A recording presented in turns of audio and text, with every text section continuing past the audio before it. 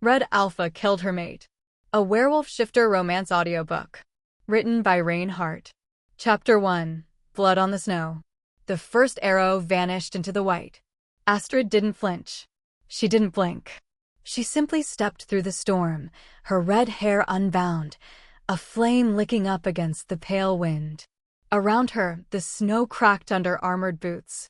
Northbound warriors fanned into formation behind her, disciplined, unyielding, a wall of flesh and iron. But she was the spear. She always was. "Eyes south," she ordered, voice clear despite the howling gale. "The wolves of Draven breathe from this valley. We'll drive that breath from their lungs." No one questioned the alpha princess of the Vire. Not when her eyes burned like fresh spilled blood. Not when her blade gleamed already wet from the last skirmish. From the ridge, she could see them, a dark wave slinking through the fur-torn hills below. Southern fighters, less uniform, faster, clever in their chaos. Astrid narrowed her gaze. She wanted blood today. The kind that steamed when it hit the snow. The kind that silenced memory. "Advance," she said. "No prisoners." The first clash came like thunder. Steel shrieked against steel. Fangs bared in wolf form. Crimson spilled in arcs across frostbitten ground. Astrid didn't slow when the first man lunged. She ducked under his blade, slammed her elbow into his throat, and drove her dagger up through the ribs. His breath hitched once. Then nothing. Another charged. She turned, spinning low and fast, cutting beneath his knee with her boot before slicing across his belly in a single, fluid motion. She was fire dancing in a blizzard. But the air shifted. A different scent hit her nose, not fear, not blood. Something deeper. Warmer. Ancient. She whirled. And saw him. Atop the rise, black armor streaked in mud and ash, Kael Draven stood like a carved blade. His eyes, impossibly gold, steady as judgment, locked on hers. Around him, his southern elite circled, moving only when he did. He took the hill slowly, every movement precise, cold, lethal. Astrid's grip on her sword tightened. She didn't know his name. Not yet. Only the rumors. Southern Alpha. Ruthless strategist. Never lost a battle. Preferred shadow to spectacle. But she felt it then. That pull. It cracked through her bones like lightning. The sudden, unbearable heat. The thrum in her belly that didn't belong to battle rage. It was older than this war. Deeper than blood. Mate. No. No. Not him. Her snarl echoed across the field.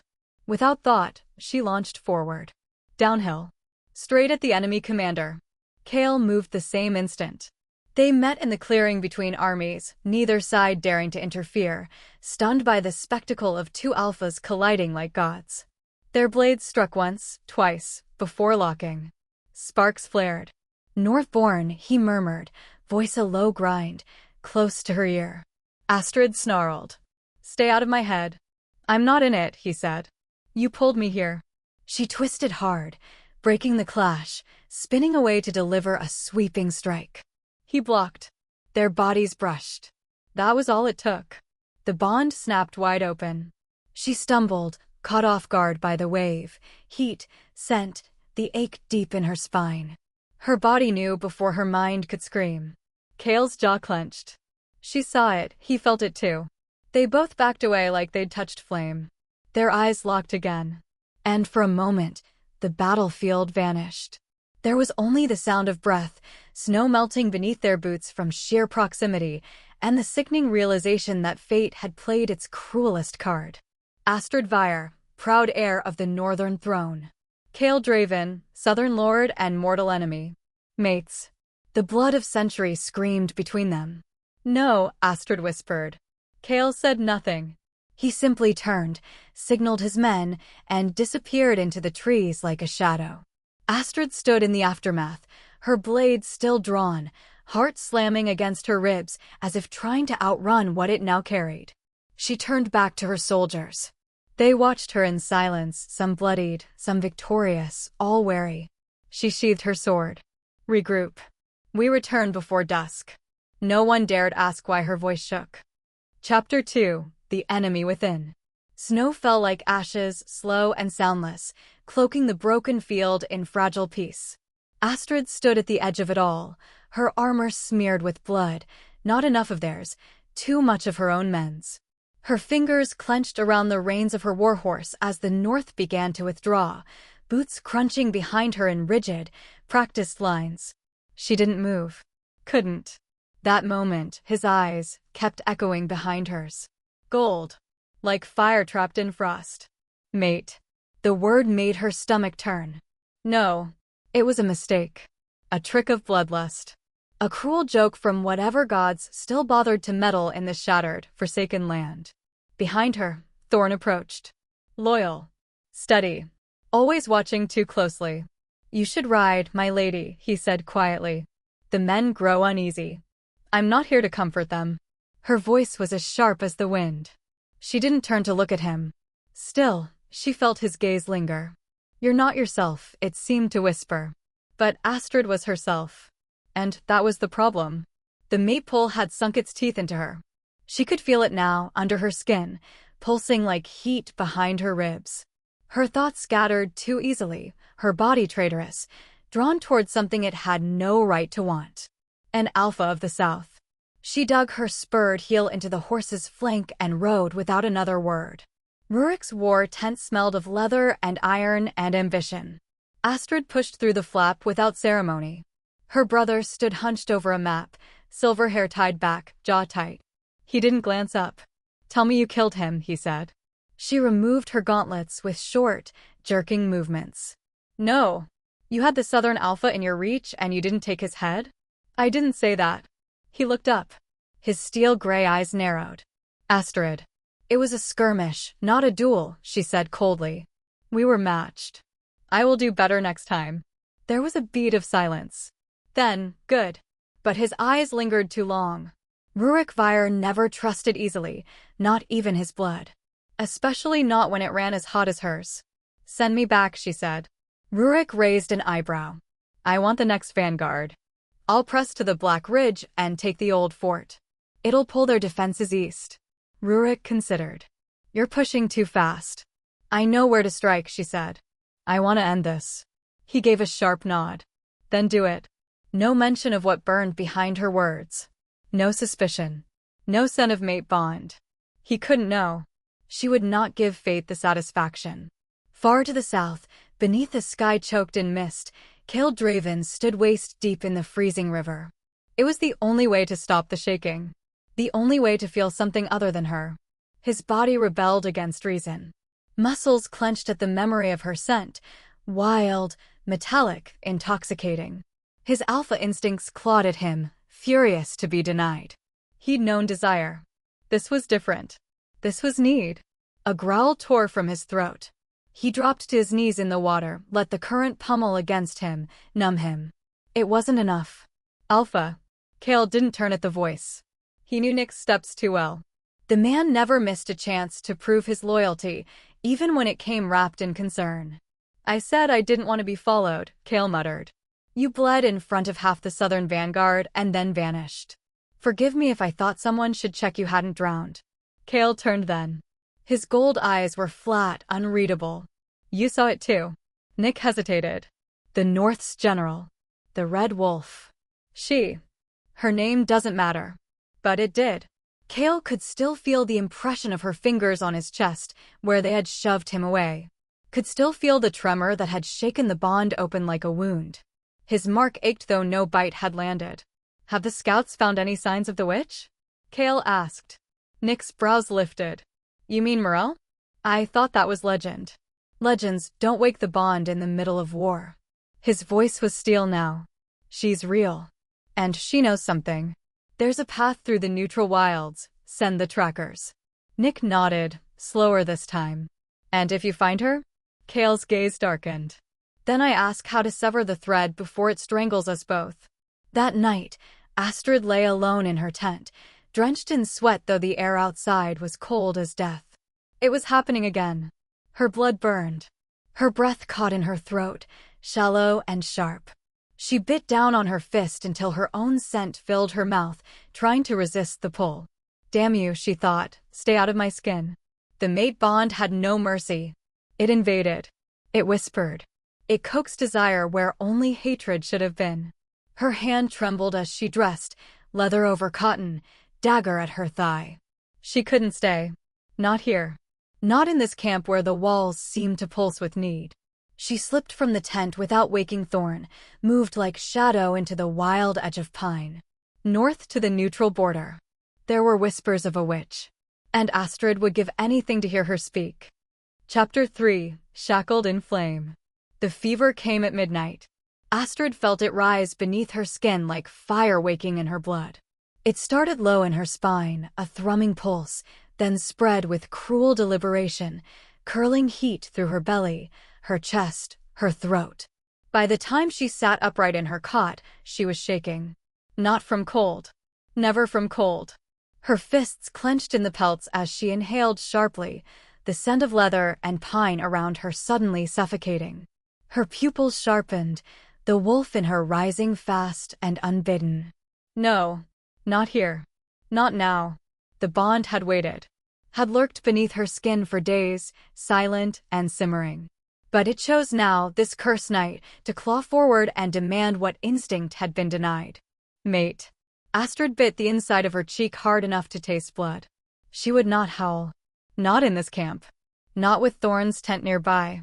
Not with soldiers she was supposed to command sleeping mere paces away.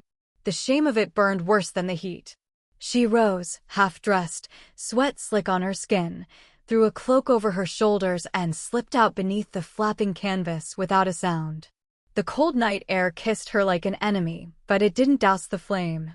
Her boots crunched over frost-covered grass, carrying her fast and quiet beyond the ring of sentries. North behind her. The forbidden woods ahead. Find her, the bond whispered. But Astrid wasn't listening. She had a different goal. A rumor. A witch. A way out. A way to be free of him. Kael stood at the southern ridge's edge, the cliffs behind him a black silhouette against the moon-drenched valley. His cloak billowed around him, heavy and still damp from river water. But no chill could touch him now. His skin pulsed. His heart beat too loud. He'd left the southern camp without a word, without even Nick's shadow dogging him. Some part of him knew the risk, leaving camp unguarded, alone, the mark of desperation. But the need was clawing up his ribs like fire. The mate bond had sharpened into a blade. Not soft. Not sacred. It hurt. His hands dug into the trunk of a twisted tree, bark cracking beneath his grip. He needed answers. A path. The witch Morel. Her name had passed in whispers between elders, told in fear and faith. She walked the borderlands. She severed bonds. At a price. And Kael would pay it, whatever it was. Because he would not become a man ruled by scent and skin and fate. Not even hers. They found each other in silence. Two shadows in the dark. Moving fast. Alone. Astrid stepped through the birch copse just as Kael emerged from the southern trail. The moonlight caught her hair first, red like spilled flame, and then caught the glint of metal at her side. Kael's heart stopped. So did hers. Neither spoke. Their eyes met, and the forest seemed to still with them. The bond didn't whisper now. It roared. A hard breath passed between them. Kael tensed. Astrid's hand flexed toward her dagger, but didn't draw. The scent hit first. Wild musk and iron roses. It punched through the trees like a drug. Kael took a step forward. Astrid didn't back away. A muscle in his jaw ticked. Her lips parted on instinct. Then they moved, not gently, not softly, but like two storms colliding. His hand slammed against her wrist, pinning it to the tree behind her. Her knee came up, almost connecting with his ribs, but he twisted, snarled, caught her throat with the back of his fingers. "Why are you here?" she hissed. "Why are you?" he countered, voice low, frayed at the edges. Their breaths tangled, steam in the cold air. "You followed me," she spat. "Don't flatter yourself." His fingers loosened but didn't let go. "I came for the witch." Astrid blinked once. Sharp. "Then we want the same thing." They froze again, the words dangling between them like threads that might snap with the wrong pull.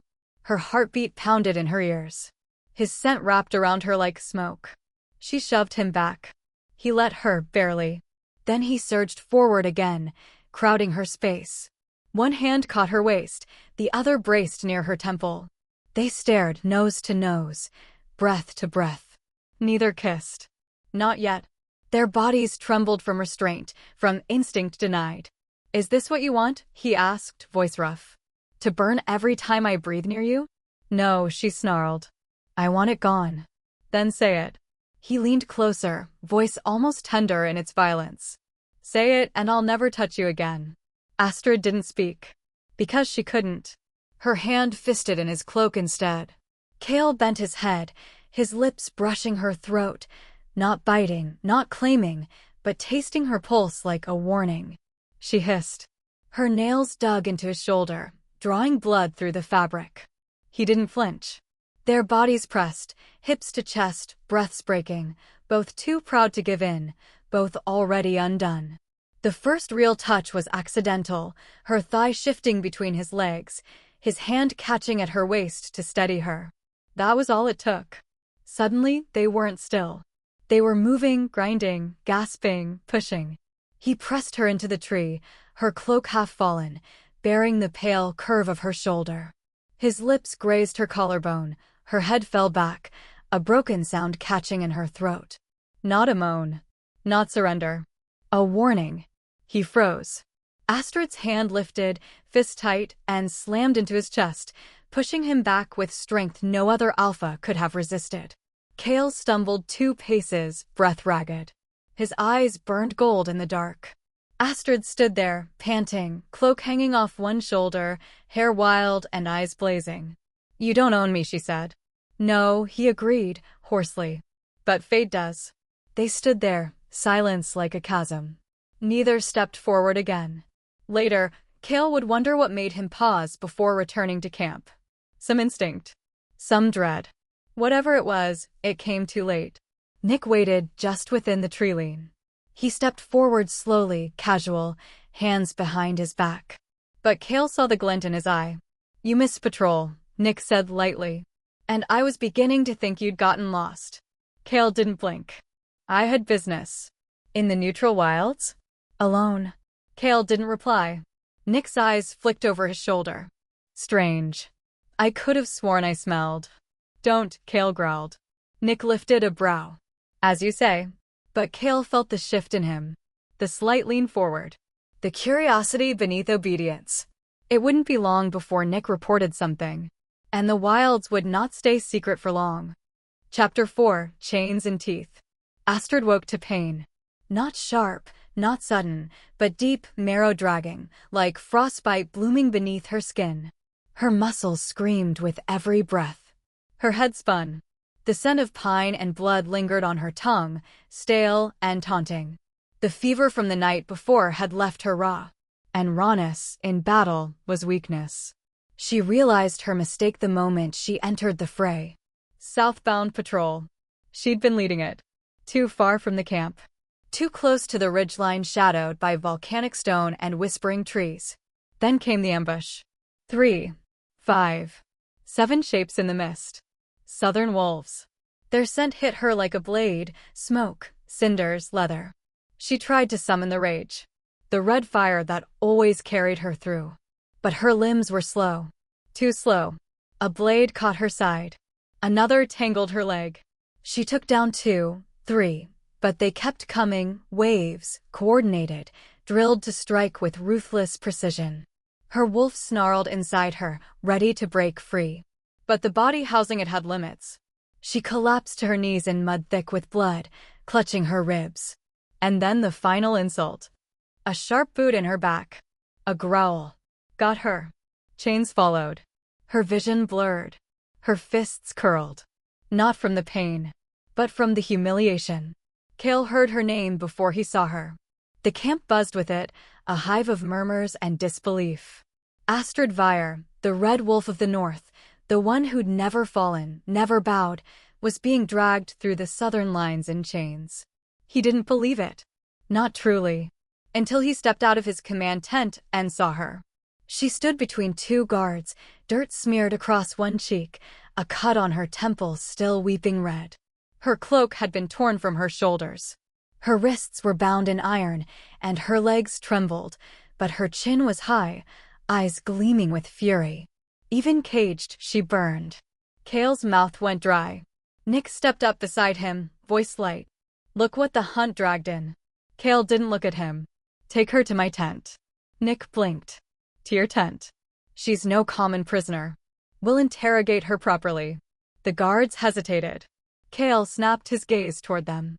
Now, she was thrown into his tent like a trophy. The moment the flaps closed behind them, Astrid staggered upright, yanking against the chains. "Don't touch me." Kael didn't. He stood across the space, hands behind his back, every inch the composed alpha. But there was nothing composed about the way his eyes raked over her, sweat-streaked skin, torn tunic, bruised wrists. Every detail punched the air from his lungs. Astrid spat blood at the floor. "Come to gloat. Don't flatter yourself." She lunged at him. The chains caught her short. Her body twisted, falling forward, but Kael moved fast, catching her before she hit the ground. Their chests collided. Her breath hitched against his throat. For a moment, just one, the world held still. Then she snarled, "Get off." He released her slowly, guiding her to her feet without a word. But he didn't step away. She smelled like pine smoke and iron and heat. His control cracked. He turned toward the tent flap. "Bring water," he barked. Nick's voice drifted from outside. "You sure you want her cleaned up, Alpha?" Thought she looked pretty or bruised. Kael's tone dropped into ice. "That wasn't a request." Footsteps retreated. Astrid leaned against the pole, panting. "Playing the gentleman now?" No, he turned back, gold eyes unreadable. "Playing the alpha." She scoffed. "You really expect me to believe you didn't plan this?" Kael crossed to her in 2 strides. His hand rose, slow, deliberate, and brushed a thumb across the cut on her cheek. Her breath stilled. "I didn't plan this," he said softly. "But I won't let them tear you apart to prove I didn't." Her eyes widened, then narrowed. "And what will you do to prove it, Kael?" Her voice dipped low, dangerous. "Will you leash me yourself?" He stepped closer, close enough that their breaths mingled. His hand slid to her jaw, not tender, not cruel, but claiming. A gesture meant to be seen by any who dared peek through the tent flap. He leaned down until his lips brushed her ear. "You want to play prisoner and jailer, Astrid? Then let's make it convincing." Before she could respond, his fingers gripped her throat, not squeezing, not hurting, just holding. His body pressed her lightly to the pole behind her. Not dominance. A performance. And yet, her knees buckled slightly. Kael caught her waist. "Stay still," he muttered. Then louder, for the camp outside to hear. "I should break you. Strip the pride from your skin and teach you what it means to kneel." Astrid flinched, not from the words, but from the tremble in his voice. He didn't mean it. He meant every word. And neither truth made it easier to bear. His hand slid down her spine. Her breath caught. He wasn't touching her with lust. He was touching her with fury. With desperation. With hunger he couldn't feed. And then he stepped away. Left her cold. Angry. Bare. "Put her in the prison tent," he said to the guards as they re-entered. "No one touches her. No one goes near her. She's mine to break." Astrid's head snapped up. Her eyes met his. He didn't look away. The chains in the prison tent were silver-brushed, biting skin when touched too long. Astrid sat cross-legged in the corner, wrists bound, fire in her eyes. The guards hadn't dared speak to her. She watched them like a lioness watches hyenas. When Kael entered, they scattered like leaves.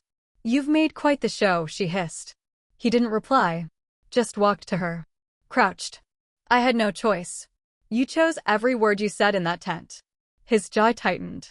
"Would you rather they believe I wanted you for other reasons?" Astrid didn't flinch. "They already know. You reek of guilt."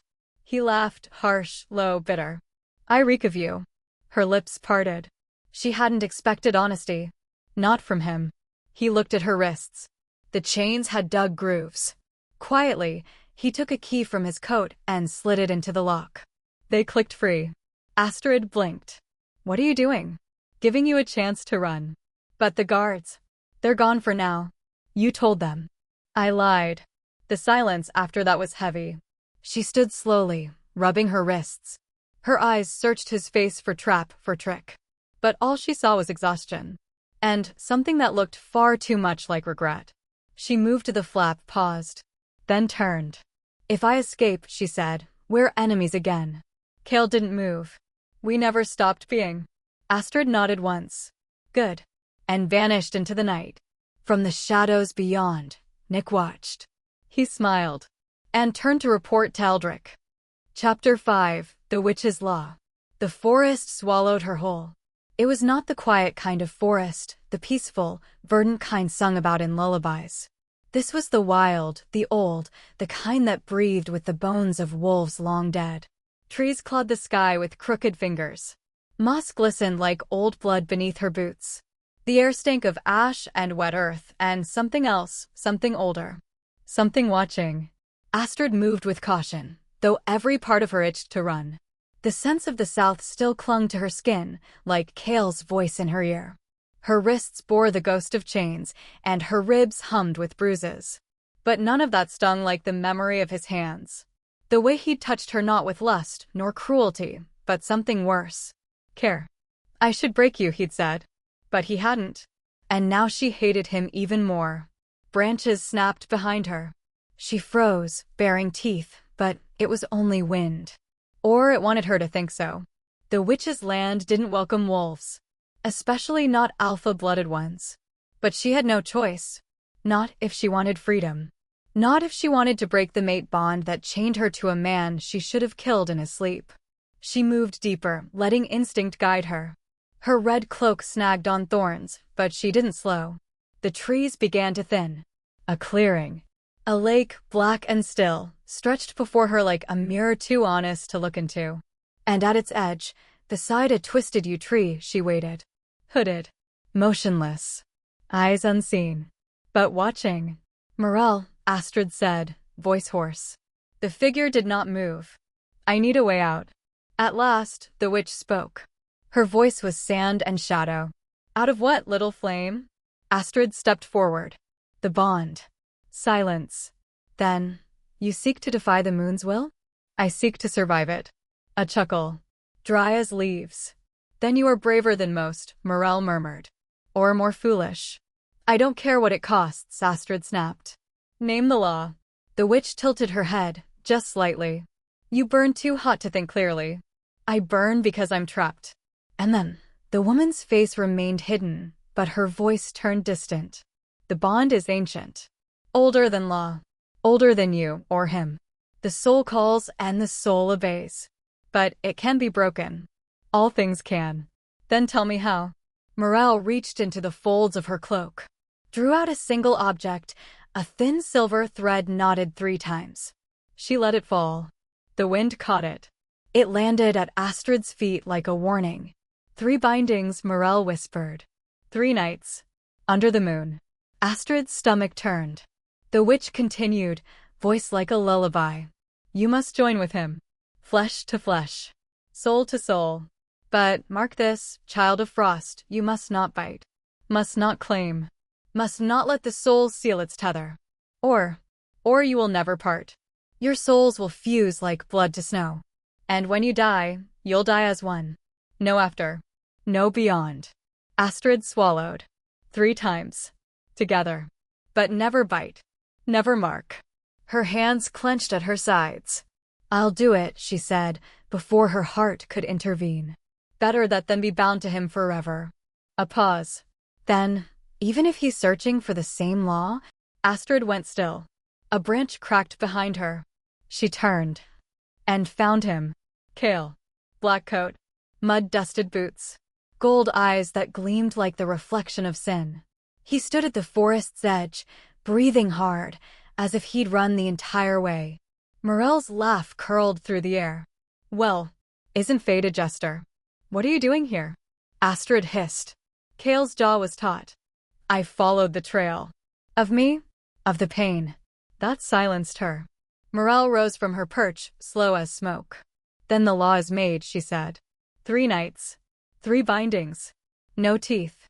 No breath mingled too long. If you succeed, you will part. If you fail..." She didn't finish. She didn't need to. Kael's gaze didn't leave Astrid's.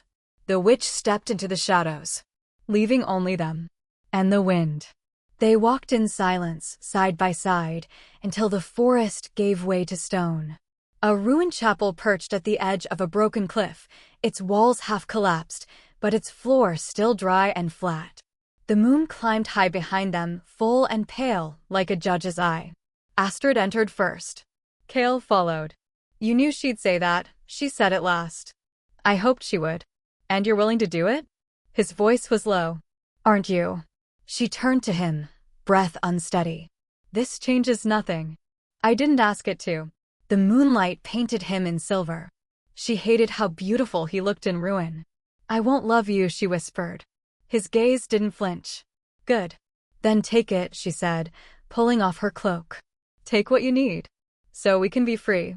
He didn't move. Kael. Still he stood there, breathing shallow. Then, finally, he stepped forward. And she felt it. The moment their skin met, heat bloomed like fire through her core. Not lust. Recognition. Their wolves surged beneath their flesh, snarling, clawing, demanding. He kissed her. Hard. Like war. She kissed back with teeth. He pinned her against the stone wall. Her legs wrapped around him without permission. His hands were everywhere, burning, anchoring, pulling. She bit back a moan as he found her pulse with his mouth. But then, he paused. His lips hovered over her neck. His teeth grazed skin. She arched into him, half wild. But he pulled back. "I can't. You have to. If I mark you." I said don't. Just move. It was brutal. It was holy. And it was wrong. Because it felt like love. His body worshipped hers. He didn't speak, but she felt it in the tremble of his breath, the catch in his throat. The way he held her too tight, as if already mourning what he could never keep. At the height of it, when her head fell back and her voice broke in a cry, his fangs snapped toward her shoulder. She didn't flinch. But he did. He stopped, trembling. She turned her face toward him. Saw it there, tears in his gold eyes. She touched his cheek. Whispered, "Are you afraid that if you bite down, you'll never let go?" He shuddered. Didn't answer. And she knew. He already couldn't. After, they dressed in silence. The night wind kissed sweat from their skin. Astrid wrapped her cloak around her shoulders.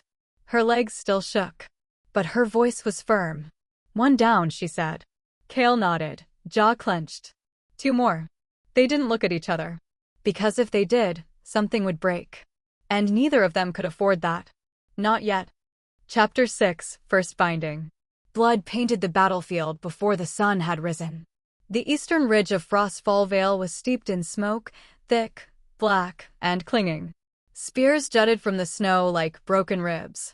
The wind howled, not like a wolf, but like the wail of those whose bodies would never shift again. Astrid moved through it like fire across ash.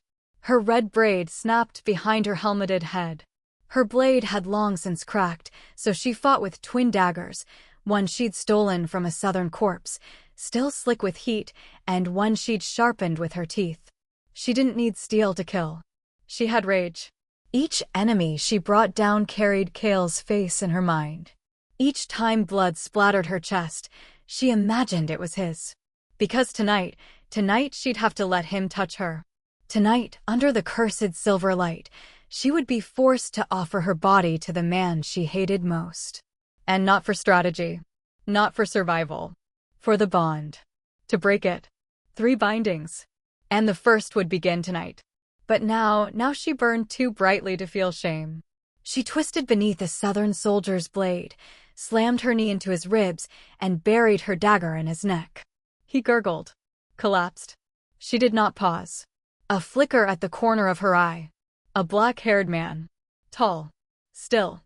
Eyes like gold coins catching fire. Kael. He stood on the far edge of the valley, sword lowered, blood streaked across his collarbone. He wasn't watching the field. He was watching her. And she hated that her stomach clenched. Hated that her breath hitched.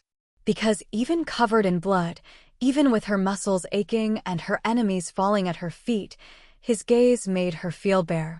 Exposed. He didn't move. didn't speak. Then, slowly, he turned and disappeared into the trees. The signal was clear. They both had somewhere else to be. Tonight. The forest was breathless. Moonlight dripped through bare branches like spilled milk. Every tree leaned like it had ears. Astrid waited barefoot in the ruin. Her armor was gone, replaced by a thin shift that clung too tightly to her skin. The cold bit her ankles, but she didn't shiver. She wouldn't give the woods, or him, that pleasure. She heard him before she saw him. Footsteps. Measured. Heavy. Then he was there. Kael stepped through the arch of crumbling stone, shadow breaking around him like fog. His shirt was gone. His chest bore the same faint scars she remembered. But now they were clearer. Raw. Real. "I thought you might run," he said. She rolled her shoulders. "I thought you might bring a chain." He smirked, just barely. "We don't need chains tonight." No. They had something worse. Need. The witch's words echoed in her skull like bells. Flesh to flesh.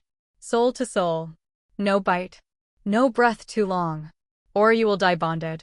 Kael took a step closer. Astrid didn't move. Another step. Her breath came faster. Then he was in front of her. So close she could feel his heat. His scent, pine smoke, steel, something darker, wrapped around her like silk. Neither of them reached first. Their mouths crashed like a storm. No gentleness. No question. His hands tangled in her hair. Hers scraped across his spine. She shoved him back against the altar stone. Climbed him like a battlefield. He caught her thighs. Groaned low. But when his lips found her throat, she tensed. She felt the ache there. The pull. And so did he. His fangs grazed her skin. She gasped. Not in fear. In want. But then he stilled. He pressed his forehead against her collarbone. Shaking. "No," he rasped. "You have to," she panted. "That's the deal." "I know." "Then do it." He pulled her closer. Lifted her. She wrapped around him like fire around a fuse. When he entered her, it was not slow. Not gentle. It was war. The kind where no one wins. Her back hit stone. Her breath caught. And still he moved, each thrust a promise. But never a claim. His lips never returned to her neck. His fangs never dipped again. Even when her hands trembled against his chest. Even when her mouth fell open on his name. Even when tears gathered at the corners of her red eyes, unbidden, unwanted. He stopped. Breathless. Eyes wild. And she saw it, saw how close he was to losing. Saw how badly he wanted to. She reached for him. Touched his face. "Are you afraid?" she whispered. "Afraid that if you mark me, you'll never let me go?" He closed his eyes. Didn't answer. Didn't need to. When it ended, they lay on opposite sides of the altar. Silent. Broken open. He dressed first. Said nothing. She followed. Their eyes never met. Not even once. But when she stepped past him to leave, their hands brushed, just barely. And the spark that jumped between them was enough to burn. Chapter 7. Echoes After Night. The war drums were silent. But Astrid's heartbeat wasn't. She dismounted outside the northern war camp, boots crunching across the frost-laced stones as if her very steps split the ground. The horizon still reeked of blood and ash. Today's battle had seen no victors, only corpses smeared in the slush like forgotten gods. Her armor was still stained from it. But the war had not marked her as deeply as the night had. Not like he had. Her breath hitched before she could steady it. She caught the scent first. Not her own blood. Not pine or steel. Something darker. Smoke and nightshade. Kael. It clung to her skin like silk soaked in wine, faint, but undeniable. She didn't need a mirror to know her eyes were wrong. Too wide. Too hollow. She didn't need anyone to look too close. But Thorn was already watching. Her second in command stood near the tented perimeter, arms folded, jaw set. The firelight painted his cheekbones bronze, but his eyes tracked her like a wolf scenting rot beneath fur. "Astrid," he said quietly, stepping into her path. "You're hurt." "I'm not." "You're flushed." "I was fighting." His gaze sharpened. "You're too warm." She shoved past him. I said I'm fine. But she wasn't. Her bones ached like they didn't belong to her anymore. Her breath came shallow, uneven. There was a throbbing beneath her skin, not pain, not heat, but something alive, something calling. She wanted to strip off her skin and run. Or howl. Or both. But she walked straight into her brother's war tent instead. Rurik stood over the battle map, lit only by firelight and the sharp gleam of discipline. His armor was polished, his silver hair tied back. He looked as he always did, like a king carved from steel and winter. "You're late," he said. "I was winning." "Then why do I smell Draven on your skin?" Astrid froze. The tent tightened around her. Her heartbeat stilled. Her throat dried. Rurik looked up slowly, gaze like cold steel dragging across raw flesh. "I asked," he repeated, "why Kael Draven's scent lingers on my sister like a second skin." She could lie. Say it was blood. Say she'd ripped it from his corpse. But her silence was louder than any excuse. He moved around the table, each step echoing through her like a war drum. "I sent you to gut him, not lie under him." Her hand twitched toward her dagger, but not to draw it. To steady herself. Rurik stopped just inches from her. His breath was ice. "You are my heir. The sword that splits the south. Not some trembling bitch tied to a man's fate by scent and skin." Astrid's mouth tightened. Her teeth clenched. She felt the tears clawing just behind her eyes and crushed them down with iron. "I haven't forgotten," she said. "I never forget." Rurik studied her for one long, brutal moment. Then he turned his back. "Clean up," he said. "And don't reek when you return next time." Night came like a bruise across the sky. Astrid didn't return to the tent. She didn't eat. Didn't speak. She walked. And walked. And walked, until the forest swallowed the light and the only sound was the hush of water running over stone. She sat by the stream. Legs drawn in. Red braid heavy down her back. And finally, she let herself feel the ache. Not just in her body, but in the bond. It hadn't faded. It had grown. It pulsed now, steady and slow, like some heartbeat outside her own chest. She could feel him, not as a presence, but as a pressure, a rhythm that haunted her bones. A shadow broke across the trees. She didn't turn. "You shouldn't be here," she said, voice low. Kael stepped into the moonlight without a word. His cloak hung open, and his hair was wet, from rain or sweat or perhaps a stream like this one, somewhere far too near. "You're bleeding," he murmured. Astrid looked down. A cut on her forearm had split open again, unnoticed. "It's nothing." Kael crouched beside her. Not touching. Not demanding. Just there. "I didn't want to come," he said softly. "But the second binding is in 2 nights. You needed to know." She laughed, short, bitter. How considerate. He didn't react. The water rushed between them like something trying to escape. Then he reached out, so slow she barely registered it, and brushed his fingers across her temple. A feather-light touch. Nothing more. But she flinched like he'd struck her. "Don't," she whispered. "Don't pretend this is anything but war." "I'm not pretending." "You will," she said, blinking hard. "You'll touch me like that when the moon rises, and then leave with blood on your hands and not a word. Isn't that what you want?" She turned to face him, really look at him. His face was calm. But not blank. It was tired. Worn. Fragile in ways she hadn't let herself imagine. "I don't know what I want," she breathed.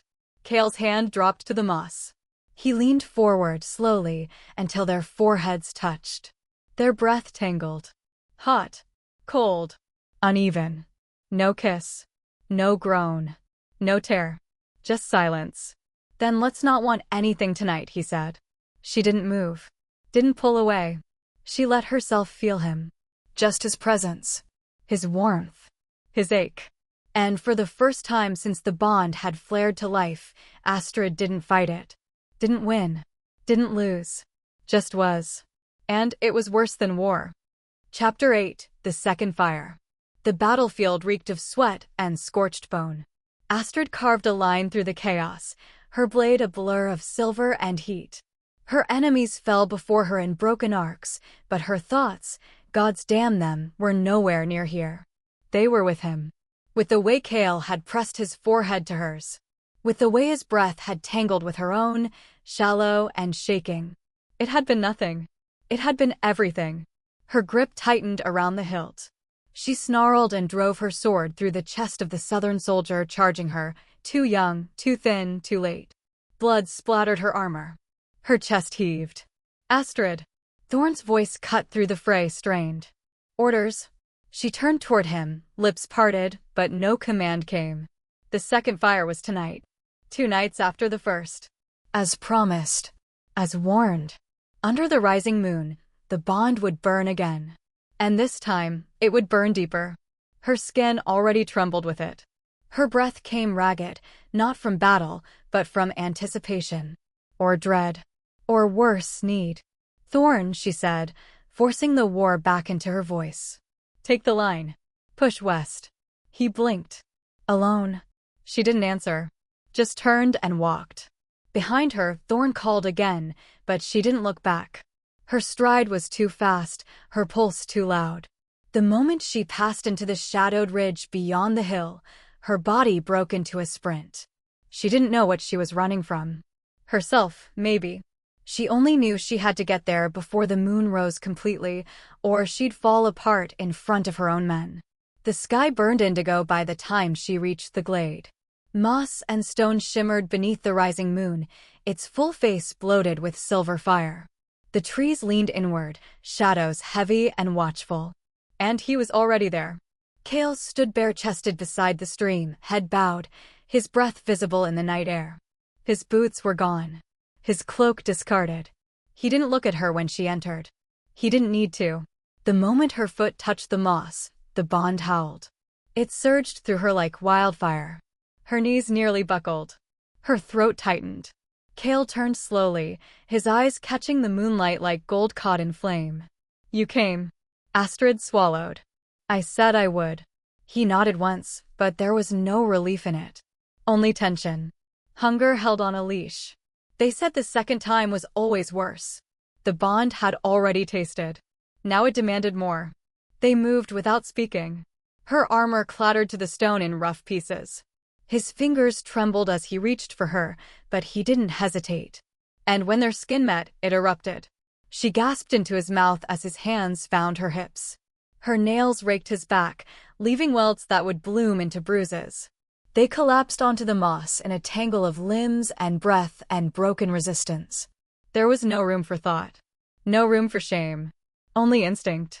Only need. His mouth was everywhere, throat, collarbone, ribs. Hers was no better. She drank in the heat of him like a creature lost in frost too long. And still, it wasn't enough. His hands slid beneath her thigh, pulling her tighter. The rhythm they found was desperate, primal. The bond surged with every movement, every groan, every near break of control. Then, his teeth grazed her shoulder. She gasped. Her spine arched. And in that moment, he bit. Not deeply. Not with intent. But enough. Enough that blood welled up. Enough that the mark threatened to form. Astrid froze. The bond roared. Kael's breath caught. He pulled back just in time, eyes wide, lips stained red. The scarlet ran down her skin, hot and slow. A half mark. Too shallow to seal fate. Too deep to ignore. You, her voice broke. You were going to. No, his voice cracked. No, I didn't mean to. I swear it. You bastard. She shoved him hard. He rolled. She climbed on top of him and slammed her heel into his ribs, knocking the wind out of him. Do you want me bound to you forever? She hissed. Is that what this is about? Not even the witch could undo a completed mark. I know. Kael choked, coughing. She didn't stop. You think I want to be yours? Her voice cracked open. You think I'd give up my freedom, my name, for some instinct? He stared up at her, eyes dazed, chest heaving. I'm trying, he rasped. I'm trying not to want this. Not to want you. She faltered. Something shattered inside her. Kael pushed himself up slowly, blood streaking his lips. But every time you touch me, I lose another piece of control. I can't tell if I'm breaking the bond or letting it own me. Astrid staggered back, breath ragged, hand clutching the raw wound on her shoulder. You think I don't know that, she whispered. You think I don't feel it too? The silence between them was raw, then barely audible. If I touch you again, Kael said, it won't be for the bond. Astrid's breath hitched. It'll be because I can't stop anymore. And in the trees, far beyond the clearing, hidden in shadows deeper than night, a hooded figure watched through a pool of silver. Morel's eyes narrowed. 2 fires, she whispered. The soul burns slow, but oh, how it clings. Chapter 9, Whispers of Want. The bite mark had scabbed. A faint, dark crescent on her shoulder, angry, raised, almost tender. It pulsed when she moved, when she breathed, when she thought too long about his mouth on her skin. Astrid wrapped it in linen before leaving her tent. Not for protection. For denial. The northern wind sighed down from the cliffs as she passed through the outpost's main ridge. Soldiers moved aside quickly, eyes down, heads bowed. Even wounded, she carried the kind of energy that scorched through silence. The kind of rage that didn't need a voice to command obedience. But inside her chest, chaos reigned. She hadn't slept. Not really. Not after the second fire. Not after Kael's voice, raw, torn, had whispered, if I touch you again, it won't be for the bond. She didn't know what it would be for. She didn't want to know. But God's, her body had already answered. Astrid. She froze. Thorn stood near the watchtower, cloaked in wolf fur, brown hair windblown, eyes troubled. She didn't want this. Not now. Not him. But she nodded. Walk with me.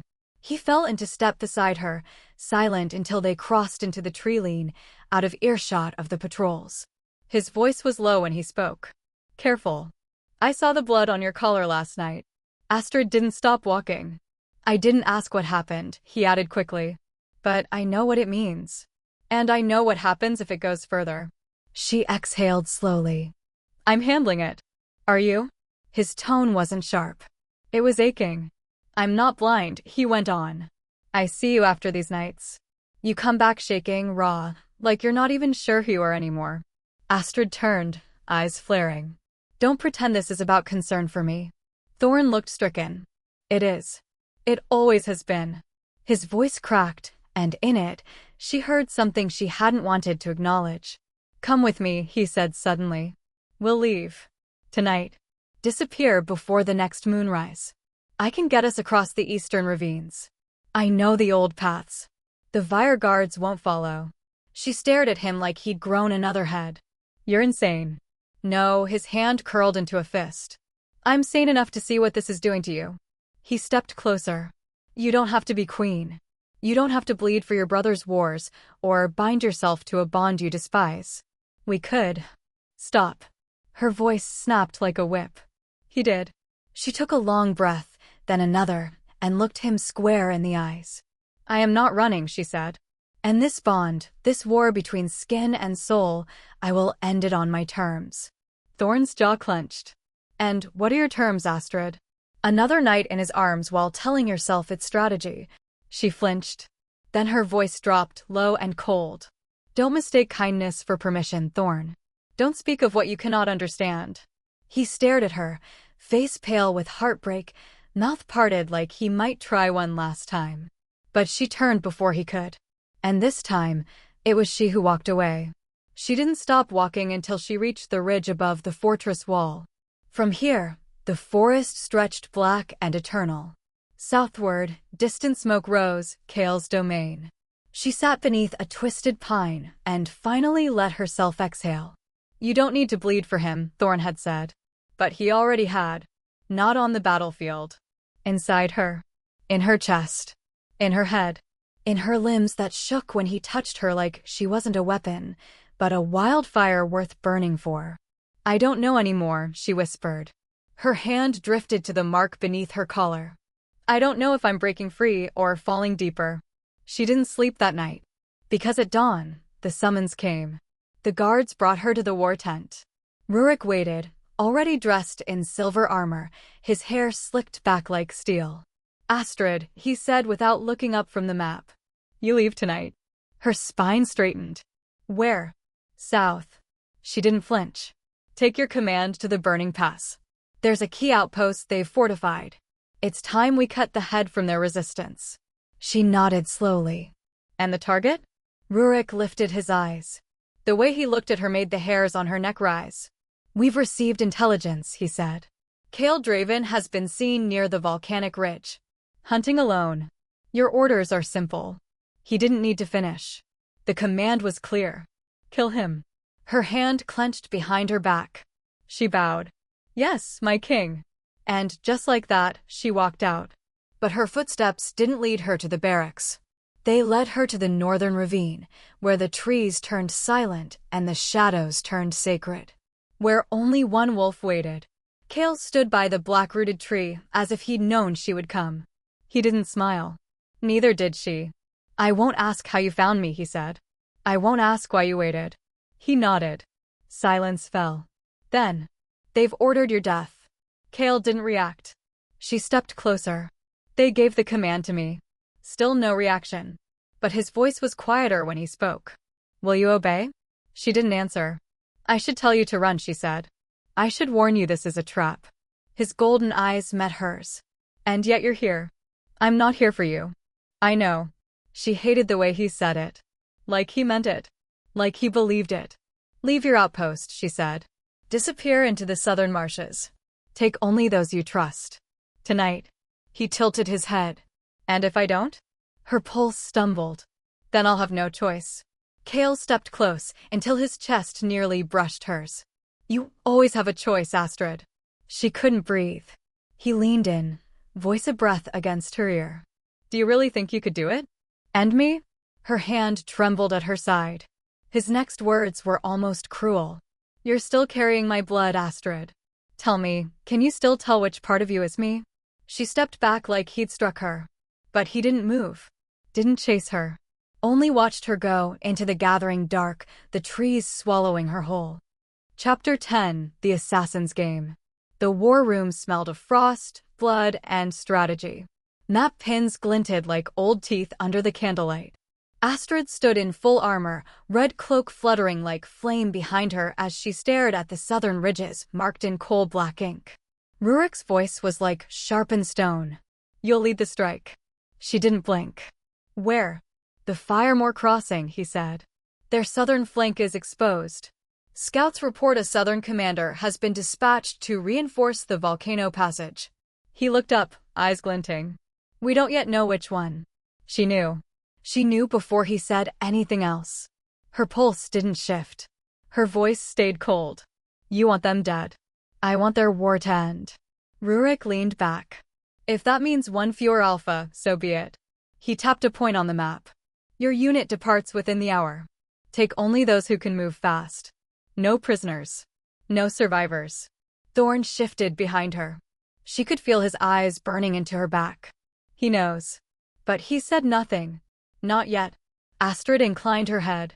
As you command. And turned, heart already thudding with a rhythm she no longer trusted. The woods were moonless. Her unit moved like smoke between the pines, fast and silent, clad in dark leathers that drank the cold. Astrid rode at the front, her red braid tucked beneath her hood, her knives silent and ready. They crossed the border by dusk. By midnight, they made camp on the western slope of the burned hills. A place thick with volcanic ash and long-dead wolves buried beneath cracked stone. The others made camp. She slipped away. Thorn followed. You knew, didn't you? He said, catching up behind a gnarled root. Astrid didn't turn. He stepped in front of her, blocking the path. You knew it was him. Her eyes were flame. Lower your voice.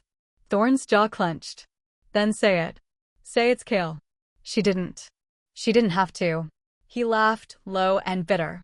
And you're going to warn him, aren't you? Throw away your brother's command. Betray the North. I'm not betraying anyone, she hissed. I'm preventing a war we can't afford. No, Thorn said. You're protecting him. Again. She moved to brush past, but he caught her arm. I just want to understand, Astrid. What is he to you now? She stared at his hand. Let go. He didn't. Is he your lover? She didn't flinch. But her silence answered him more than words ever could. Thorn's face twisted. You think he won't gut you the moment you slip? You think he cares about you beyond that cursed bond? Her voice came soft and deadly. He already had his chance to kill me. 3 times. And yet you keep crawling back. She yanked her arm free, turned on her heel, and vanished into the dark. He waited where they always met, beneath the black-rooted tree with bark like char and branches like bone. Kael stood still as stone, black cloak dusted in ash, gold eyes waiting beneath a night sky knotted with storm. "You shouldn't be here," he said when she stepped into view. Her heart betrayed her again, leaping at the sound of his voice. "I came to warn you," she said, voice low. "A unit is moving through the pass. Your head is the prize." He tilted his head, expression unreadable. "Whose orders?" "Who do you think?" His lips curved, humorless. "Your brother never tires of sending you to kill me. This time it isn't a test." His eyes bored into hers. "Is it ever?" She stepped closer, heart in her throat. "Kael, leave. Tonight. Don't ask questions. Don't try to protect anyone. Just go." He didn't move. "Please," she whispered. "I can't stall them forever." He reached up then, one hand brushing a strand of ash-dusted hair from her cheek. And he said, softly, terribly, "Do you think I'd run from you?" "You have to," she said, voice cracking. "Why?" "Because if you don't," she whispered, "I will be the one who ends you." Silence. Then, "You won't," he said simply. "You don't know that." "I do." His hand curled around her wrist. "You still shake when I touch you." She jerked back like burned. "You still taste like fire when I dream," he added, voice lower. "And I'm still not ready to wake up." Astrid stepped back until her spine hit the tree. "Don't say things you can't take back." "I never say anything I don't mean." Her throat tightened. "I'll leave," he said finally. "But not for your king. For you." She turned away. And didn't stop shaking until the next sunrise. Dawn broke slow and gray over the ridgeline. They struck the enemy camp before light touched the peaks. It was a ghost town. Fires extinguished. Tracks covered. Even the ash disturbed only by foxes and wind. Astrid stood in the center of the clearing, heart roaring. He was gone. He'd listened. But her breath didn't ease. It never would. Not again. Back in camp, Thorn waited by her tent. He didn't speak when she arrived. Just held her gaze. Searching. "You warned him," he said. She didn't deny it. He turned and left. And that night, beneath the red moon rising above enemy soil, Astrid dreamt of Kael's eyes in the dark. And the look he gave her as he said, "You still shake when I touch you." Chapter 11. The Third Binding. The moon rose like a silver wound, bloated, ancient, trembling with power. It was the spirit moon, the once-in-a-decade ascent of twin lunar forces that bled light over the wildlands. Wolf said it pulled at the bones of fate, loosening what was bound too tight, exposing what was hidden beneath skin and soul. And tonight, it summoned them. Astrid stood alone on the ridge where the volcanic cliffs met the forest's edge, wind curling her red cloak like flame. Below, the world swam in ghostlight, mist pooling in hollows, leaves catching silver like frost. She felt him before she saw him. A shift in the air. A stillness deeper than silence. Her skin prickled. Kael emerged from the trees like a shadow-given form, black cloak undone, golden eyes burning with the hunger of someone who'd starved too long. He didn't speak. Neither did she. There was no need. They were already burning. They met in the ruin of a temple half swallowed by stone and vines, the old moon altar cracked by time, yet still humming with the echoes of the wolves who'd once knelt here in reverence. It was where Morel had told her to come. The bond was sealed by instinct, the witch had said, her voice like wind through bone. It must be broken the same way. 3 unions. On 3 moons. The last beneath Spirit's eye. The final binding. And after that? Astrid had asked. Then the bond dissolves. You are free. But tonight, Astrid wasn't sure what freedom meant anymore. Kael's eyes met hers across the ancient stone. "You're late," he said softly. "You waited." He gave the faintest smile. "Of course I did." They didn't touch it first. Instead, they stood facing one another in the moonlit ruin, the silence between them thick as smoke. Every word unsaid hung like breath between bared teeth. "Do you want to be free?" he asked. Astrid's mouth parted. I want to do my duty. To your brother? To my people? And to yourself? Her throat closed. Kael stepped forward, the gravel whispering beneath his boots. Because if this is just duty, Astrid, if I'm only a name you need to sever, his voice dropped, rougher now, then let me go. Now. She looked up at him. Her red eyes shimmered like coals. You think this doesn't burn me too? Silence. She stepped into his space, lifting a hand to touch the line of his jaw, slow, reverent. I have never wanted anything I was told I couldn't have, she whispered, until you. The first kiss wasn't desperate. It was inevitable. His mouth met hers in the shadow of the broken altar, a brush of fire and frost, slow and claiming. Her fingers gripped the front of his tunic, as though anchoring herself to him, as though letting go would unmake her. Kael pulled her closer, burying his face in her neck, inhaling her scent like he could burn it into his soul.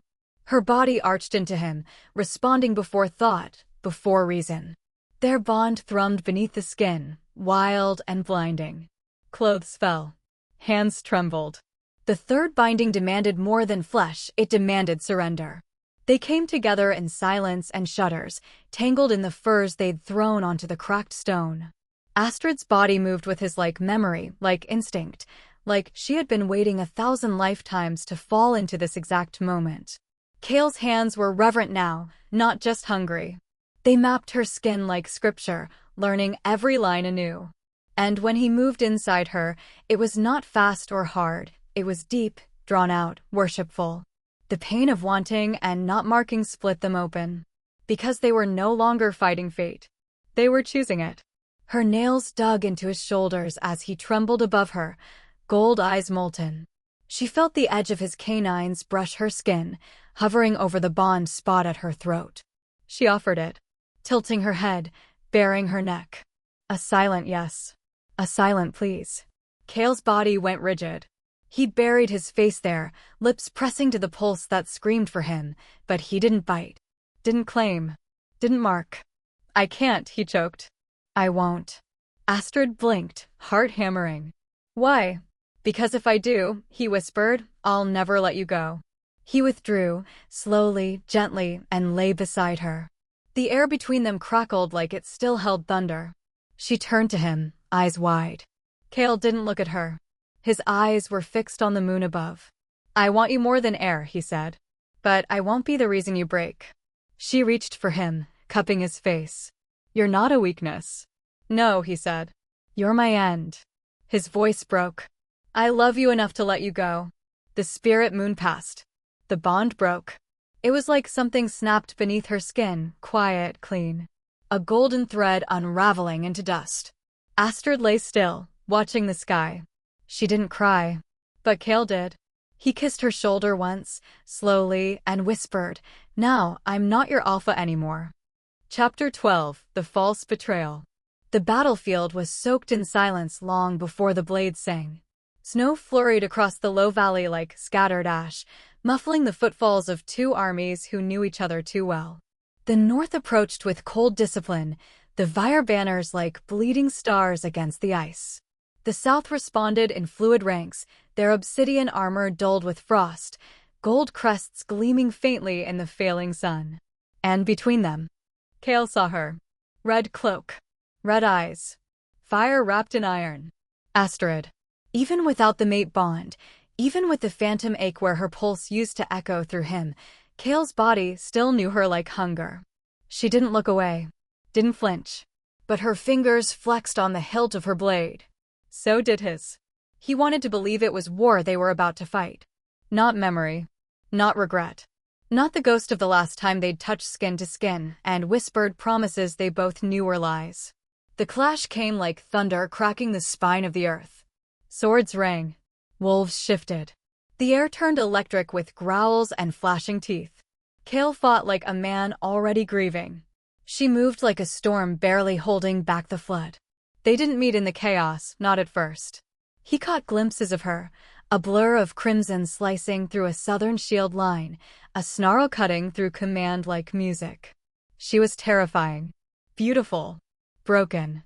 And when at last their blades crossed, iron against iron, It felt like betrayal just to breathe. Kael's sword locked with hers, their eyes a breath apart. "You look tired," she muttered. "You look angry." Her jaw clenched. "Don't flatter yourself." "I wouldn't dare," he whispered, their faces too close, too familiar. "You're no longer mine to praise." Astrid shoved off him and vanished back into the smoke. Kael didn't chase. He couldn't. Not with Eldrick watching. Not with the trap already baited. In the Southern War tent, the fire crackled too loud, too sharp. Kael stood before a map strewn with tokens, each one a city, a battalion, a life. Eldrick's voice cut the air like a knife. "We have a problem." Kael didn't look at him. "Do we?" The elder stepped forward, his dark cloak hissing along the stone floor. "There's a report from one of the scouts near the border. They claim you met with the Northern Princess during your last recon." Kael's mouth flattened. "Is that so?" "They say you spoke with her. Alone. No guards. No blades drawn. Silence." "Tell me, Alpha," Eldrick said softly, "what game are you playing?" Kael turned slowly. "A dangerous one." Eldrick's smile was thin and venomous. "Good. Because if I find your loyalties divided, if I find you've let your cock choose sides, we will crown a new Alpha before dawn." Kael's voice was ice. "Are you threatening me?" "I'm ensuring your clarity." Kael let the silence stretch. Then he said the one thing that sealed it. "She's not my weakness." Eldrick's brows lifted. "She's my pawn." The false letters were written in Kael's own hand. Intercepted patrol logs, doctored. A forged scroll suggesting Astrid had passed him enemy positions. A coded symbol painted on the inside of a hollowed tree, mimicking the northern sigil for surrender. Each piece planted. Each lie carefully sewn. Enough to make Eldrick believe Kael was playing the wolf girl for information. Enough to make it look like she was in his pocket. Enough to keep Astrid off Eldrick's kill list for now. He did it for her. And it would cost him everything. Astrid found the first message beneath a dead falcon, sealed with Kael's crest. She read it under moonlight, her breath frosting with each line. "The girl moves as I predicted. Her fire is easy to direct. She follows instinct like a hound. When the time is right, I'll bleed her from within." The words gutted her. Her hands shook. The parchment burned. Thorn burst into the tent, eyes sharp. "We intercepted this in a Southern courier's satchel." He saw her face and froze. "Astrid?" She said nothing. Only stood. Only burned. She found him 3 days later on the edge of contested ground. Not in battle. In shadows. Kael didn't raise his blade. He didn't flinch when she struck him across the face. Her voice was razor thin. "So it was all a game." He didn't answer. "You pretended to care. Pretended to let me go. All while twisting my name into something filthy behind closed tents." Still silence. Astrid's eyes flamed. "Say something, Kael." He met her gaze and lied. "I used you." The words fell like ash. "I knew you'd come," he continued, voice flat. "You're predictable when you want to prove yourself. All I had to do was leave the right trail." Astrid staggered back like he'd struck her. "No," she whispered. "I knew exactly how much you'd give. And how much I could take. You said," her voice cracked. "You said you loved me." Kael's throat bobbed. His fists were clenched white. "I did," he said. "I still do." And then, crueler than anything else, he smiled. "That's what made it so easy." Astrid left him standing in the dark, blood at the corner of his mouth. She didn't see the way he collapsed to one knee the moment she was gone. Didn't hear the shudder that tore from his chest like a man breaking his own ribs to keep someone else breathing. Didn't know Eldrick's spies had watched the whole thing from the trees. She only knew betrayal. And heartbreak. And silence. In her war tent that night, Astrid ordered every token representing Kael's cities removed from the map. She drew a black line through his name on her personal scroll. Then she set the parchment alight and watched it burn. Chapter 13, Captured Flame. The forest was too still. No wind. No birdsong. Just the hush before blood. Kael moved like shadow through the trees, each step careful but quick. His cloak blended into the bare branches, the snow-dusted moss. His breath plumed in shallow bursts as he crouched near the ridge, eyes narrowing on the northern encampment nestled between rock and pine. Tents. Guard rotation. Supply routes. He marked it all with the precision of a commander born for war. But he should have marked the silence. Because silence meant trap. The first arrow came without whistle. Buried itself in the bark inches from his cheek. The second struck his thigh. Kael spun, but it was too late. Wolves fell from the trees. Not southern. Not his. Northern. Astrid's. He didn't shift. Didn't bare his teeth or growl. Kael stood, tall and quiet, blood slipping down his leg. 6 scouts surrounded him. Their blades shimmered with frost-forged steel, and their stances told him what he already knew. They weren't here to kill. They were here to capture. Alpha Draven, the lead scout said. She'll want to see you herself. Kael gave a low, humorless chuckle. Of course she would. He was half dragged, half led through the wilds, blindfolded with cloth that smelled of pine and wolf musk. They didn't bind his hands, too dangerous, but they kept spears at his back and ice beneath his feet. Blood loss slowed him, but pride kept his spine straight. They brought him not to the central camp, not to any visible fort, but deeper, beneath the rock. A hollowed-out cavern, lit with flame and stone torches. Private. Cold. Hidden. This wasn't a war prisoner's cell. This was hers. Astrid waited in the shadows when they threw him inside. She didn't speak as the scouts shoved him to his knees. Didn't speak as they left. Didn't speak until the last echo of footsteps vanished and only her breath remained. Kael raised his head. Even bruised, bloodied, and chained to the wall, he looked at her like he still owned every inch of her skin. Well, he said softly. Is this where you kill me? Her voice was ice. No. A beat passed. I'm going to keep you. Thorn burst into her command tent not long after. You brought him here? His voice vibrated with disbelief. You had him surrounded.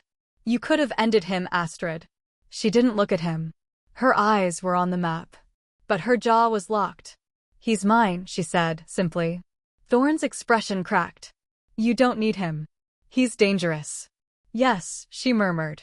He is. She didn't say, so am I. The cell was small. Cold. The kind of place meant for secrets, not justice. Kael sat with his back against the stone, his shirt torn, arms bruised from the struggle. The chain looped around his wrist rattled softly each time he moved, a cruel echo in the silence. He heard her enter before he saw her. That scent. Red cedar. Wild heat. Astrid stepped through the iron gate like a goddess descending into hell. She wore black. High-necked. Sharp-shouldered. Regal. But her eyes were wild. Red flame dancing. He stood. Slowly. Testing the chain's length. A visitor, he said, dry. I must be special. She didn't answer. She crossed the room. Close. Too close. And slapped him. The crack of it echoed like thunder. His head turned with the blow, but when he looked back at her, there was no fury. Only want. I deserve that, he said lowly. You deserve worse, she spat. He stepped forward until the chain yanked taut. Then do it. Hurt me. Burn me. Why? Her voice broke on the word. So you can pretend you feel nothing while you bleed? He didn't answer. She grabbed his collar, shoved him back against the stone, and kissed him like it was the last time. The first touch was punishment. Her mouth claimed his with no grace, no mercy. Just teeth and heat and raw, furious need. Kael growled, low in his throat, but didn't push back. Didn't resist. Because even in chains, he'd never been more hers. Her hands raked down his chest, leaving scratches over old scars. His skin burned where she touched him. Every brush of her fingers was a threat and a prayer. When she bit his lower lip hard enough to draw blood, he moaned, guttural and broken. She shoved him down. On your knees. He knelt. Slow. Deliberate. Gold eyes gleaming like firelight caught in amber. If I obey, he whispered, will you believe me? Her breath hitched. I don't believe in anything anymore. He didn't answer. Just knelt there, chains clinking, head tilted up to her like worship. What happened next was not gentle. Not tender. It was a storm locked in stone walls, thunder made flesh. Her fingers in his hair. His breath on her thighs. Her voice cracked with fury and pleasure and old betrayal. When she finally leaned back, chest heaving, hair wild around her face, Kael still knelt and smiled. "I thought I was your enemy," he murmured. She looked down at him, her voice shaking. "You are." He leaned forward, pressed his lips to the inside of her knee. "Then why do you keep coming back?" She didn't answer. Because they both knew the truth. Later, after she'd left him bruised and aching and chained to the cold floor, Astrid sat alone in her quarters, staring at the fire. She'd gone to punish him. Instead, she'd punished herself. Chapter 14: The Taste of Chains. There was blood beneath her nails again. Not from the battlefield. Not from war. From him. From the nights she swore she'd never return. And yet, Astrid stood once more before the iron door that separated her from the prisoner who haunted her every thought. The key was cold in her hand. Too cold. The torches along the tunnel hissed and flared as she moved, windless and damp, the scent of wet stone thick in her lungs. She should have let Thorn finish him. Should have let the blade fall that first night and ended this infection before it reached her soul. But she didn't. She couldn't. Not when his voice lived in her. Not when his scent still clung to her skin no matter how she scrubbed. Not when her body remembered what her heart refused to admit. Kael was already awake. He always was. The chain on his wrist clicked softly as he rose from where he had been kneeling, back straight despite the bruises that painted him. The faint gold of his eyes shimmered like embers in the dim light. He didn't speak. Didn't smirk. Didn't ask why she'd come. Because they both knew. Astrid stepped into the cell and locked the door behind her. The silence between them was a noose. She crossed to him without ceremony, without permission. She grabbed his jaw, tilting his face to hers. "Why aren't you afraid of me?" she asked, voice fraying at the edges. Kael's voice was soft. "Because you never really wanted to kill me." Her slap was sharp, fast. But he didn't flinch. Instead, he smiled. Just slightly. A curl of lips that was all teeth and defiance. "You do that," he murmured, "when you're trying not to kiss me." Astrid's breath hitched. Her fingers tightened. "I do it," she growled, "to remind you who's in control." Kael leaned in, the barest inch. The chain tugged. "And yet," he whispered, "you keep coming back to the one thing you can't control." This time, she didn't slap him. She shoved him against the wall. Bit his shoulder through the fabric. Tore the buttons from his shirt like they were skin. There was nothing tender in the way she touched him. It was violence, dressed as possession. Fury masked as dominance. He took it. All of it. Even as his lips parted in stifled groans. Even as her teeth left marks that bloomed red and blue across his chest. Even when she whispered, "This doesn't mean anything." He didn't believe her. But he didn't say so. He just let her use him the way she needed. Let her shatter herself against the body of the one man she wasn't allowed to need. Later, when the sweat had cooled and her skin trembled, she sat on the stone floor across from him, her back to the wall. Kael was still on his knees, breathing shallow. A trickle of blood slid down from his lip where she'd kissed him too hard. She didn't look at him. "Why don't you fight me?" she asked into the silence. His answer was a rasp. "Because when you touch me like that, I lose the will to win." She closed her eyes. And hated him more for it. The next night, she came again. Then the next. And the next. Each time, the same. Silence, tension, her hands on him like chains, his body surrendering without ever yielding. She used him like a blade. Like a wound. He let her. And in that letting, he took more from her than she ever gave. "You need to stop this," Thorn said, days later. Astrid didn't look up from her armor straps. "There's nothing to stop. I'm not a fool." His voice was quiet. Not accusing. Just sad. "You smell like him." Her hands stilled. "And you're not sleeping. You flinch when anyone says his name."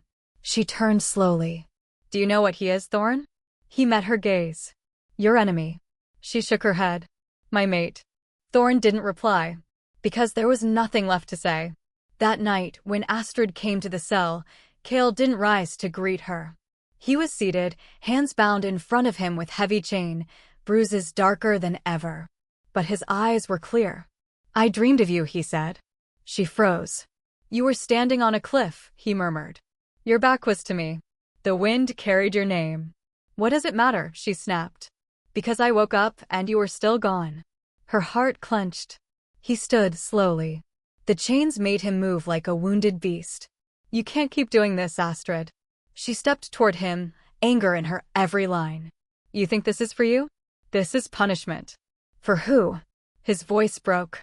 Me or yourself? She reached for him, but he caught her hand. Held it. Warm. Rough. Trembling. If you don't want me dead, then set me free.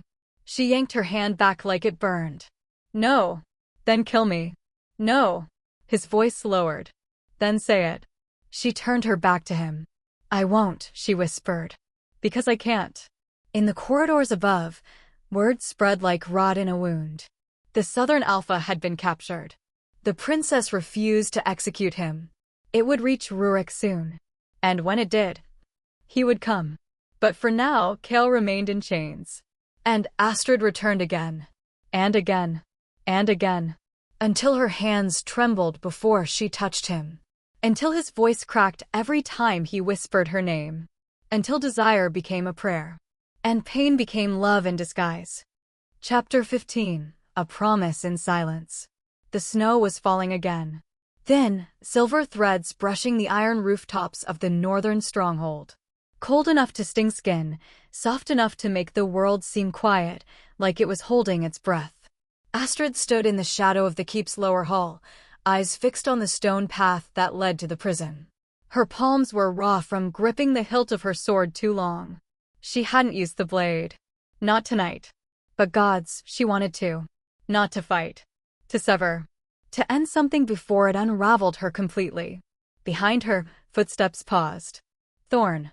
He didn't speak, but the tension in his silence filled the space between them like a fog. I need you, Astrid said without turning. Her voice was low, hoarse from lack of sleep and too much restraint. One last thing. Thorn waited. I'm letting him go. A beat. Then another. No one can know, she continued. Not Rurik. Not the guards.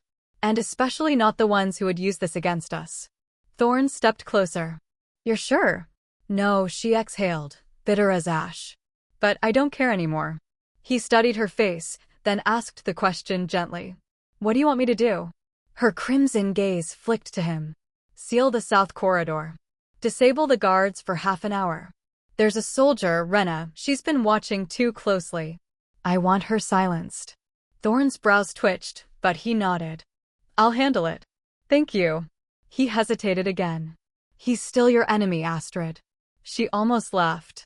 No. He's just the wound I never let heal. The prison was colder than usual. She didn't bring a torch tonight. Let the dark hide her shame, her longing, her final decision. Kael sat on the edge of the cot, shirtless, the heavy chains still coiled around his wrist like a serpent. He didn't look up when she stepped inside. You're late, he said, voice rough with sleep or sorrow. Astrid's mouth tightened. I won't be back. That made him lift his head. His golden eyes found hers in the dark. They were unreadable. Tired. Hollow. Why? She walked to him slowly, pulling the chain key from her belt. Because I'm freeing you. Silence stretched like a blade between them. Kael stood, tall and barefooted, the scars on his ribs catching faint light from the corridor behind her. She reached for his wrist. Her fingers shook as she undid the manacle. It clattered to the ground like a verdict. Still, he didn't move. Why now? He asked quietly. After all this? Astrid's eyes met his. Her mouth parted, but no sound came. Instead, she reached for her own arm. Her teeth sank into her wrist with the precision of an assassin. Blood welled, dark, hot, alive. She took his hand, stunned, unmoving, and pressed her bleeding wrist to his palm. The blood filled the cracks of his skin, stained the creases of his fingers. A bond broken. A bond renewed. Neither spoke. But something in the air shifted. Something ancient. Something divine. Kael's voice cracked. What does this mean? Astrid's throat worked around a sob she wouldn't let out. It means I'm selfish, she whispered. I can let you go, but I can't let you vanish. They didn't kiss. They didn't touch. Not in that moment. Because something more intimate was being laid bare. Something even more dangerous.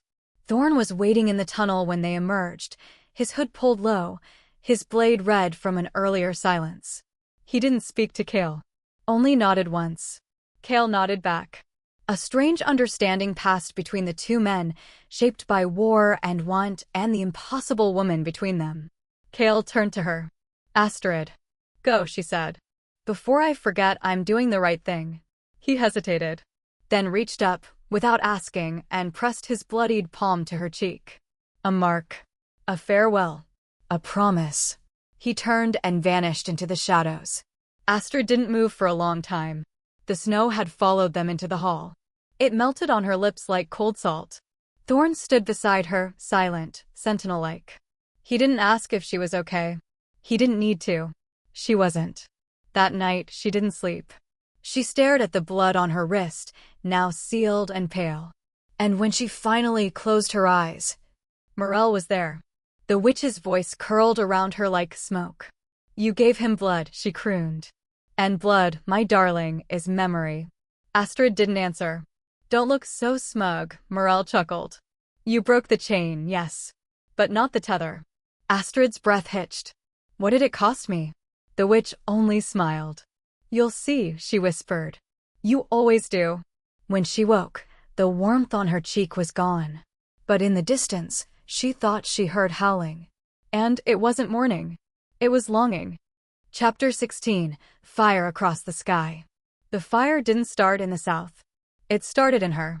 Astrid stood atop the frost-rimmed tower of Bastion Keep, the northern wind tangling her braid, stinging her eyes until she didn't know if they watered from cold or guilt. Below, banners flared crimson against the snow.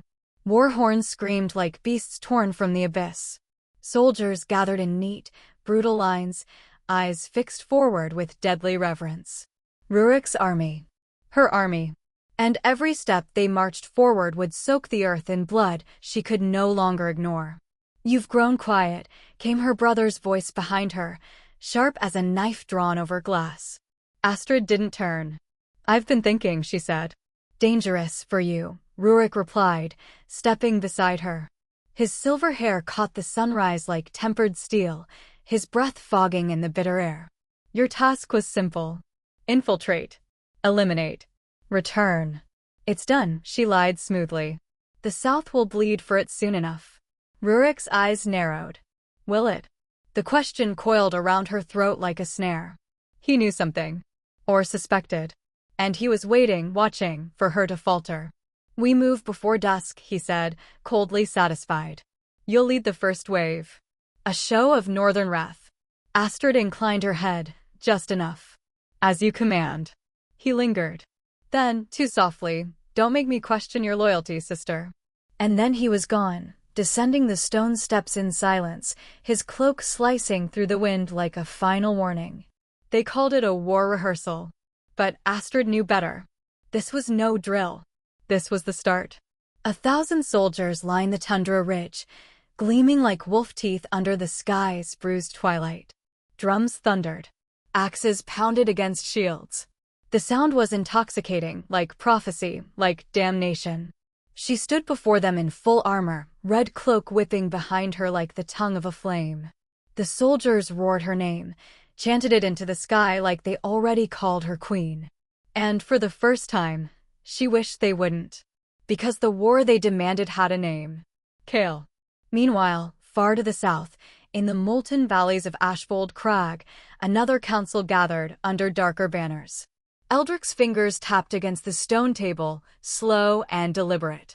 His robes were ash-colored, his skin a ruin of time and scars. But his eyes were volcanic. Nick stood across from him, arms folded, expression unreadable. She let him go, Eldric said, voice like rust breaking. Astrid Vire. She's compromised. Are you sure? She dripped blood into his palm. Eldric sneered. I saw it. I felt it.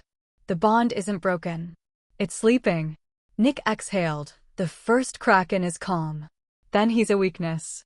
No, Eldric smiled, slow and poisonous. He's an opportunity. The map of the north lay between them, charcoal lines drawn like arteries. "We let the war play out," Eldrick murmured. "We send Kael to the front. His death will be swift, glorious, and above suspicion. You'll take his place before the moon falls. And Astrid." Eldrick's grin widened. "Let her weep. Let her rage. It will make her next mistake so much easier to exploit." Back in the north, dusk descended like a blade through silk.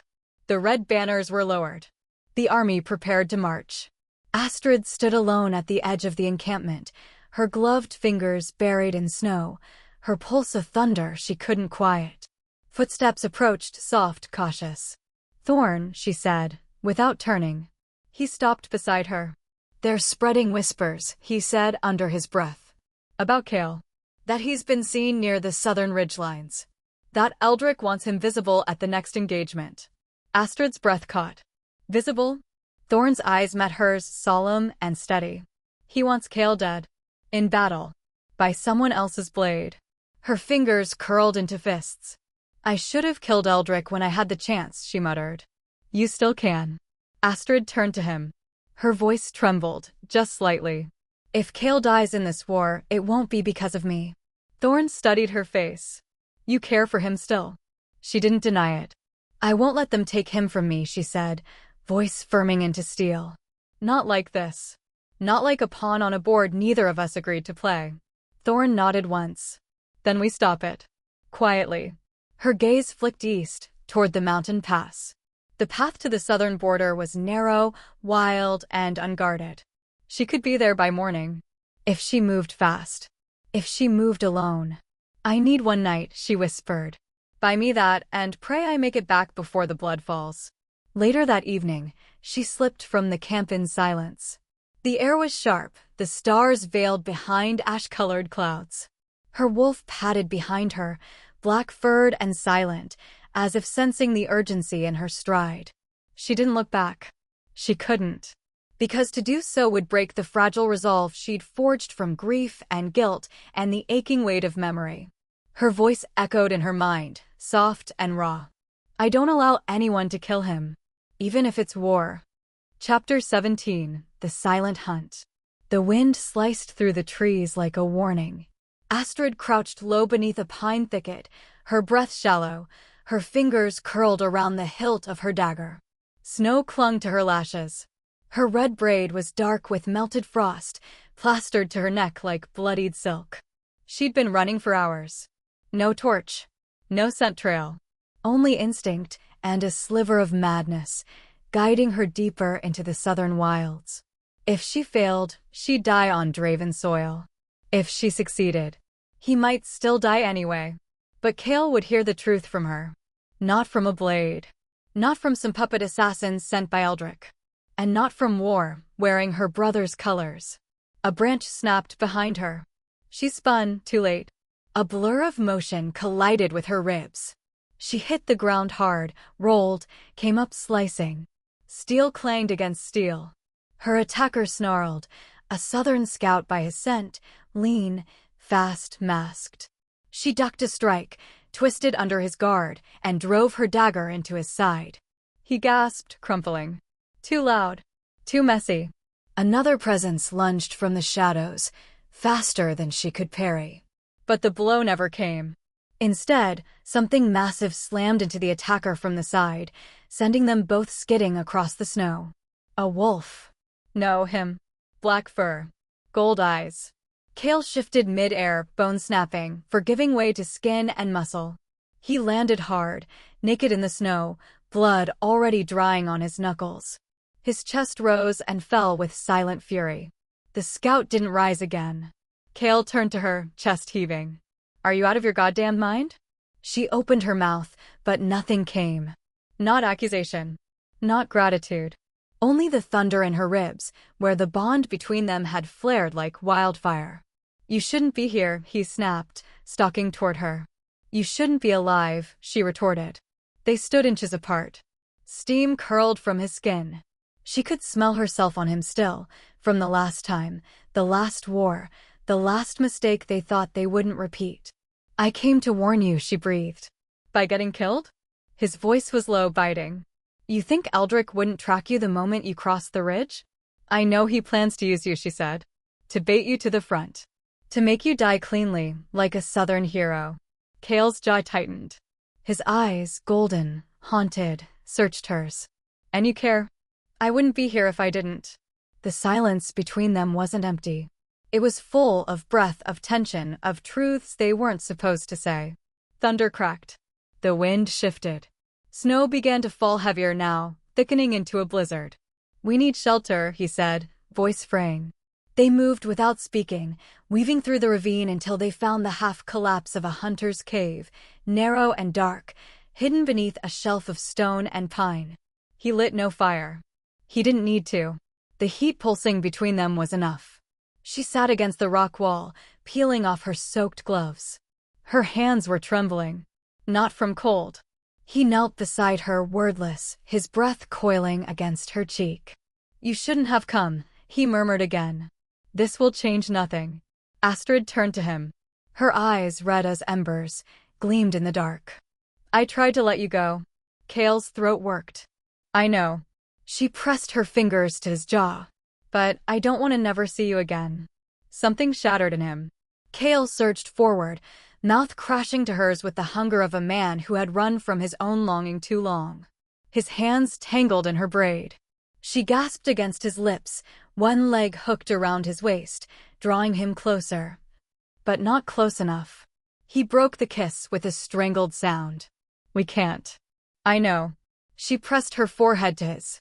The air between them was molten. Her body ached for him. His scent, his heat, it consumed her. But they'd made a deal with fate. With the witch. They could touch, but not mark. Never again. And yet, their hands moved. Their mouths found skin. Their clothes were undone in frantic silence, limbs entangled like the war outside didn't matter. Like only this moment did. The cave echoed with breath and need. Snow howled outside. Wind battered the stone. But in here, they moved together like a storm of their own making, quiet, desperate, reverent. No promises. No markings. Just fire. When it ended, they lay tangled in silence, heartbeats still crashing like distant drums. Her head rested on his chest. His arm draped over her bare stomach. I never meant to feel this, she whispered. I never meant to need it, he replied. She swallowed. What if there's no after? There won't be, he said. But that doesn't mean I want to die without this. Astrid lifted her head. Her eyes burned. He touched her cheek, thumb brushing the damp at the corner of her eye. I'd rather die in your arms, Kael said softly, than be killed by anyone else's. She closed her eyes. And held him tighter. Chapter 18. The Bond That Burns. The fire between them had cooled into something quieter, smoke curling in the stillness, a memory of heat. Astrid lay tangled in Kael's arms, her cheek pressed against the bare rise of his chest. The cave around them had hushed to breath and heartbeat. Outside, snow fell like the world had exhaled. Yet inside her, the ache pulsed. She traced the line of a scar over his ribs, old, healed, jagged like a broken vow. Her fingers paused where his heart beat slow and steady, stubborn even in stillness.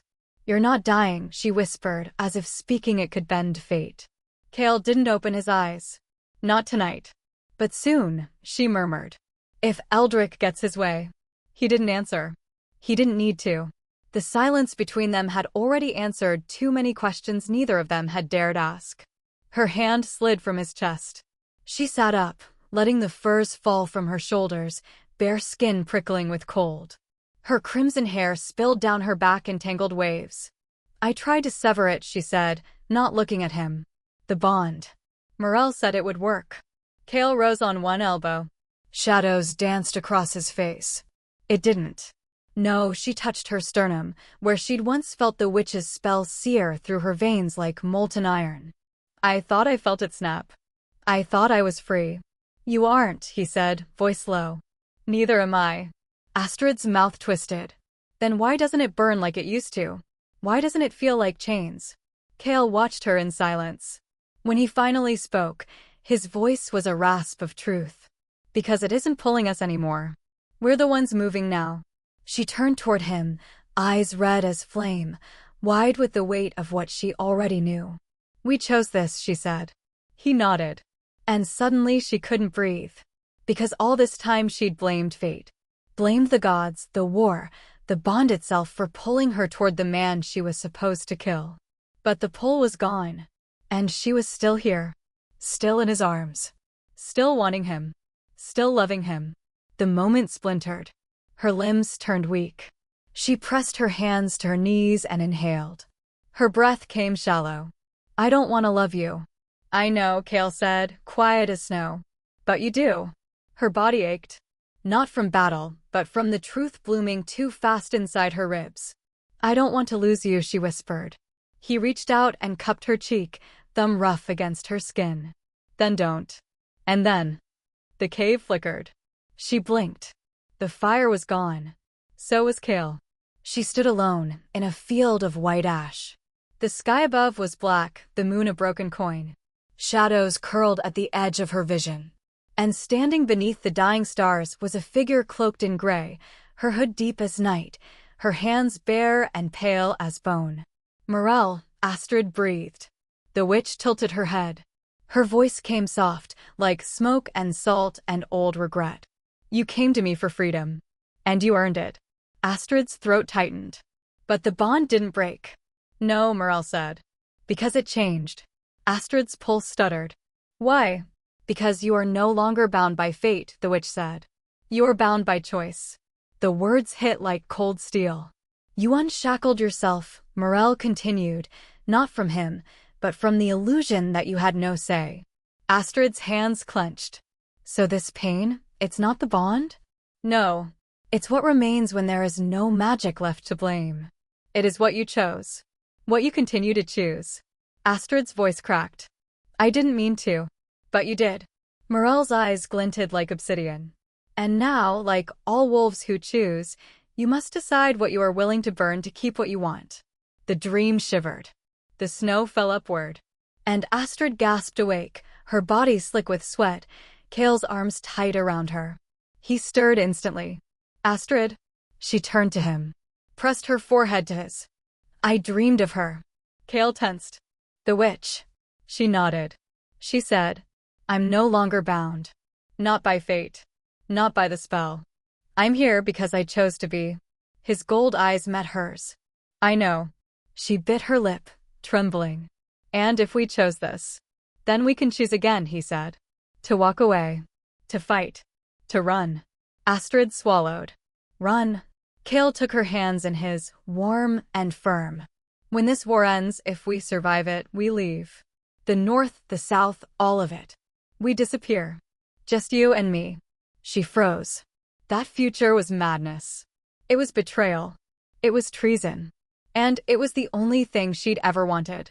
"But my brother will never allow it," she whispered. "He doesn't have to," Kael said. "We make our own vows now." She shook her head. "We can't escape it. The blood. The borders. The oaths. But we can choose not to be ruled by them." He cupped her jaw, thumb brushing the corner of her mouth. "The bond didn't break, Astrid. It changed. Because we did." Her heart cracked open. She leaned forward, kissed him, slow, aching, deliberate. It wasn't hunger this time. It was something deeper. Something molten and quiet and terrifying. When they parted, Kael's voice was rough. "If I die before this war ends." "No," she gripped his wrists. "Don't." "If I do," he said anyway, "know that this, all of it, was worth it." She pressed her forehead to his. "Then you don't get to die." He gave a soft, broken laugh. Outside, the storm had passed. Inside, they had already chosen. Chapter 19, A King's Decree. The wind howled like a warning as Astrid crossed the frozen threshold of Vire Keep. She was bone-tired. Blood still crusted her boots. Her fingers ached from gripping reins too long, too tight. But none of that compared to the ache inside her chest, the one that hadn't stopped throbbing since she left Kael behind. Cold stone greeted her. Banners hung limp in the windless corridor, stitched with the silver sigil of the Vire, Fong and Flame above all. A soldier bowed as she passed. Another turned away to whisper behind a gloved hand. They knew. Of course they knew. By the time she reached the high hall, the doors were already open. Rurik waited on the dais, a throne of iron behind him. His silver hair gleamed like blade light beneath the sconces. Around him stood the council, old wolves with older loyalties, draped in furs, armor, and suspicion. She stepped into their silence like stepping into a trial. He didn't rise. "Astrid Vire," he said, voice sharp as steel. "Where were you?" No title. No sister. Just the echo of a king. Astrid stood straight. "On assignment." "Which one?" His gaze narrowed. "Because the last I heard, your unit was seen days from the southern border. Alone." She said nothing. One of the elders, Draven, cleared his throat. "We suspected a southern rendezvous. Intelligence confirms a Draven patrol withdrew in her presence." Another spoke. "A tent was found abandoned near the neutral ridge. 2 bedrolls." Astrid's jaw locked. Rurik stepped forward, down the first stair of the dais. "Did you lie with him?" The question landed like a blade through silence. "Not were you captured. Not did he force your hand. Not was it Warcraft. Did you want him?" Her chin lifted. "Yes." Gasps rippled. One elder spat on the floor.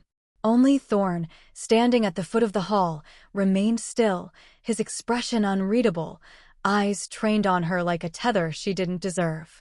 Rurik's voice was low. "Did you let him mark you?" "No." "Did you mark him?" "No." He nodded once. "Then there is still a path back." She flinched. "I never left."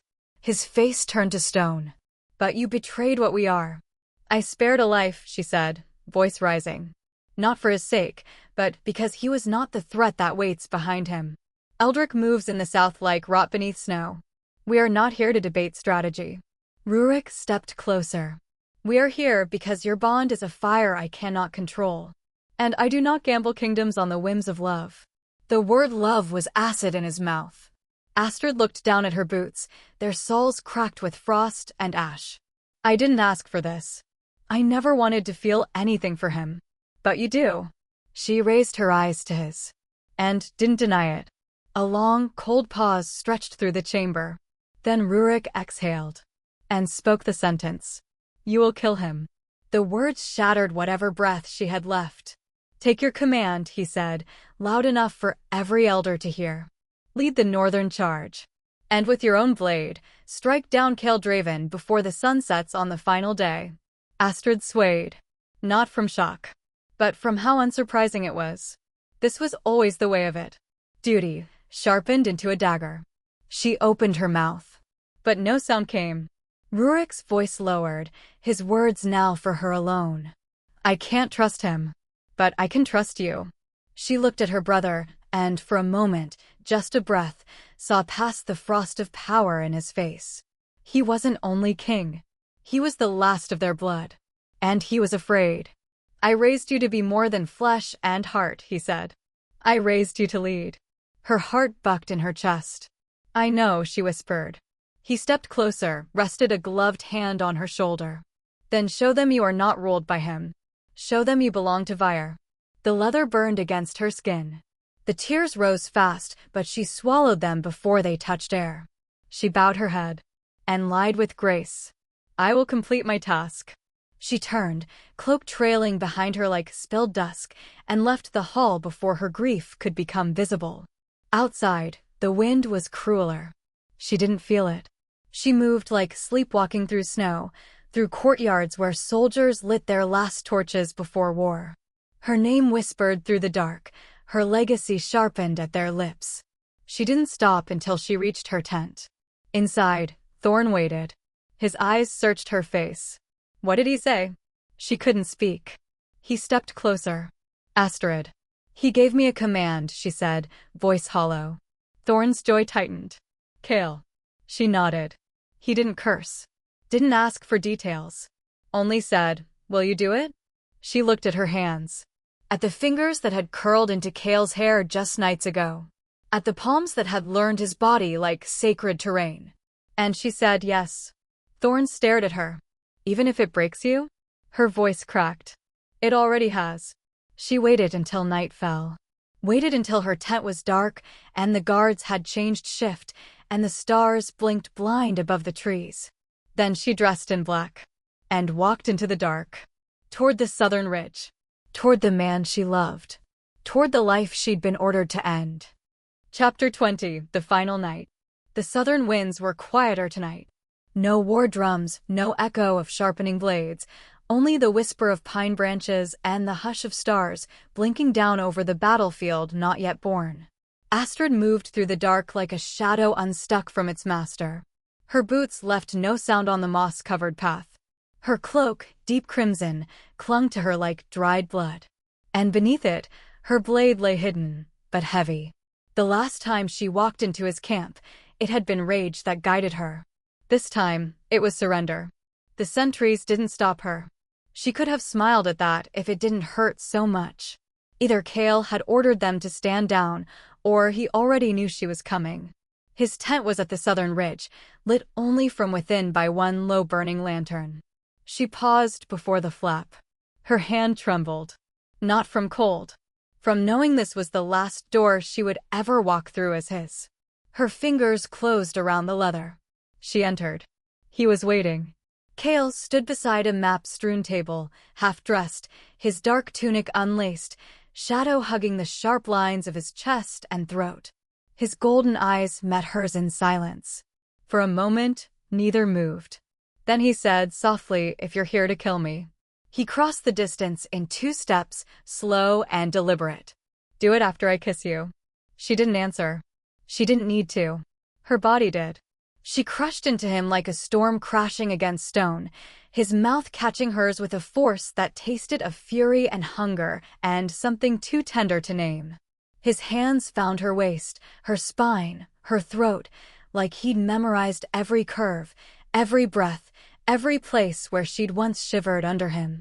And tonight, she let herself shiver again. This time, not from fear of the bond, but from needing to drown in it.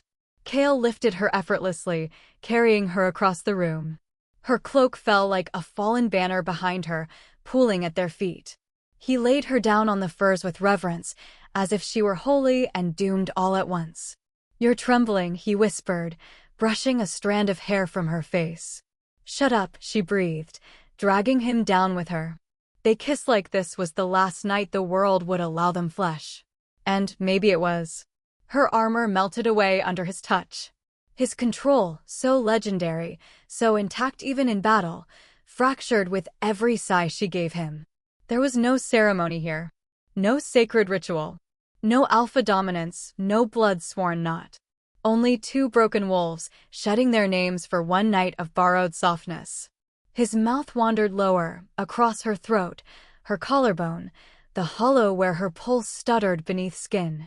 She arched into him, moaning softly, clutching his back, her nails etching silent devotion across muscles that had carried armies. "Astrid," he said, voice hoarse, reverent. She silenced him with another kiss, deeper, desperate. "Don't say my name like it's a goodbye." His hands trembled now too. Not from want, but from knowing they'd never again hold her like this. When they moved, it was frantic, but fluid, like rivers finally spilling into the same ocean. Her legs wrapped around him, pulling him deeper. His mouth buried at her throat, muffling a groan so raw it felt carved from bone. They clung to each other through the rising rhythm, the breaking waves, the sweat and teeth and tears that stained each breath. Their bodies moved like war and worship. And when she came undone, it was not with a scream, but a sob. Kael held her after, his heart still racing against hers. The lantern flickered. He kissed her temple, then her shoulder, then the place just above her heart. "I will remember everything you gave me," he murmured. Astrid closed her eyes. Even now, she couldn't say "I love you," but God's, she felt it in every bruise, every ache, every inch of him still pressed into her soul. "Even if I die," Kael whispered, "I won't let it rot. I'll keep it warm until the dark takes me." She broke then. Not with tears, but with the silence of a wolf who knew the moon would never rise for her again. They lay there in the hush, limbs tangled, breath slow, as the wind outside carried the first sense of war. She left before dawn. Kael didn't stop her. He only watched her from his bed, golden eyes rimmed with shadow, as if memorizing the shape of her until time itself gave out.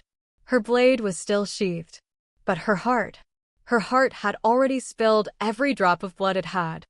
Chapter 21. The Battlefield Moon. The moon rose red that night. High above the shattered wilds, it pulsed like an open wound against a sky of silver ash. A blood moon sacred to wolves, cursed by lovers. And beneath it, war stirred. On the northern ridge, Astrid Vire stood in her black and crimson armor, her red hair braided tight to the nape of her neck. Snow fell like fine ash on her pauldrons, melting against the heat of her skin. Around her, the northern legions waited, silent, disciplined. Wolf-formed shadows pressed into the rock like carvings of iron and ice. The battlefield stretched wide below, an ancient riverbed now cracked and dead. To the south, another army waited. Less orderly, but no less dangerous. Kael Draven's soldiers wore no sigils, no polished metal. They were wolves of ash and soot, their rage painted across their faces. The Cinder Clans. The last stand of the Draven line. Astrid inhaled the cold. It hurt. It cleared. And when she opened her eyes, the wild was no longer quiet. A war horn sounded, low, guttural, full of finality. From the northern slope, Vire's voice cut through the dawn like a blade of ice. Advance.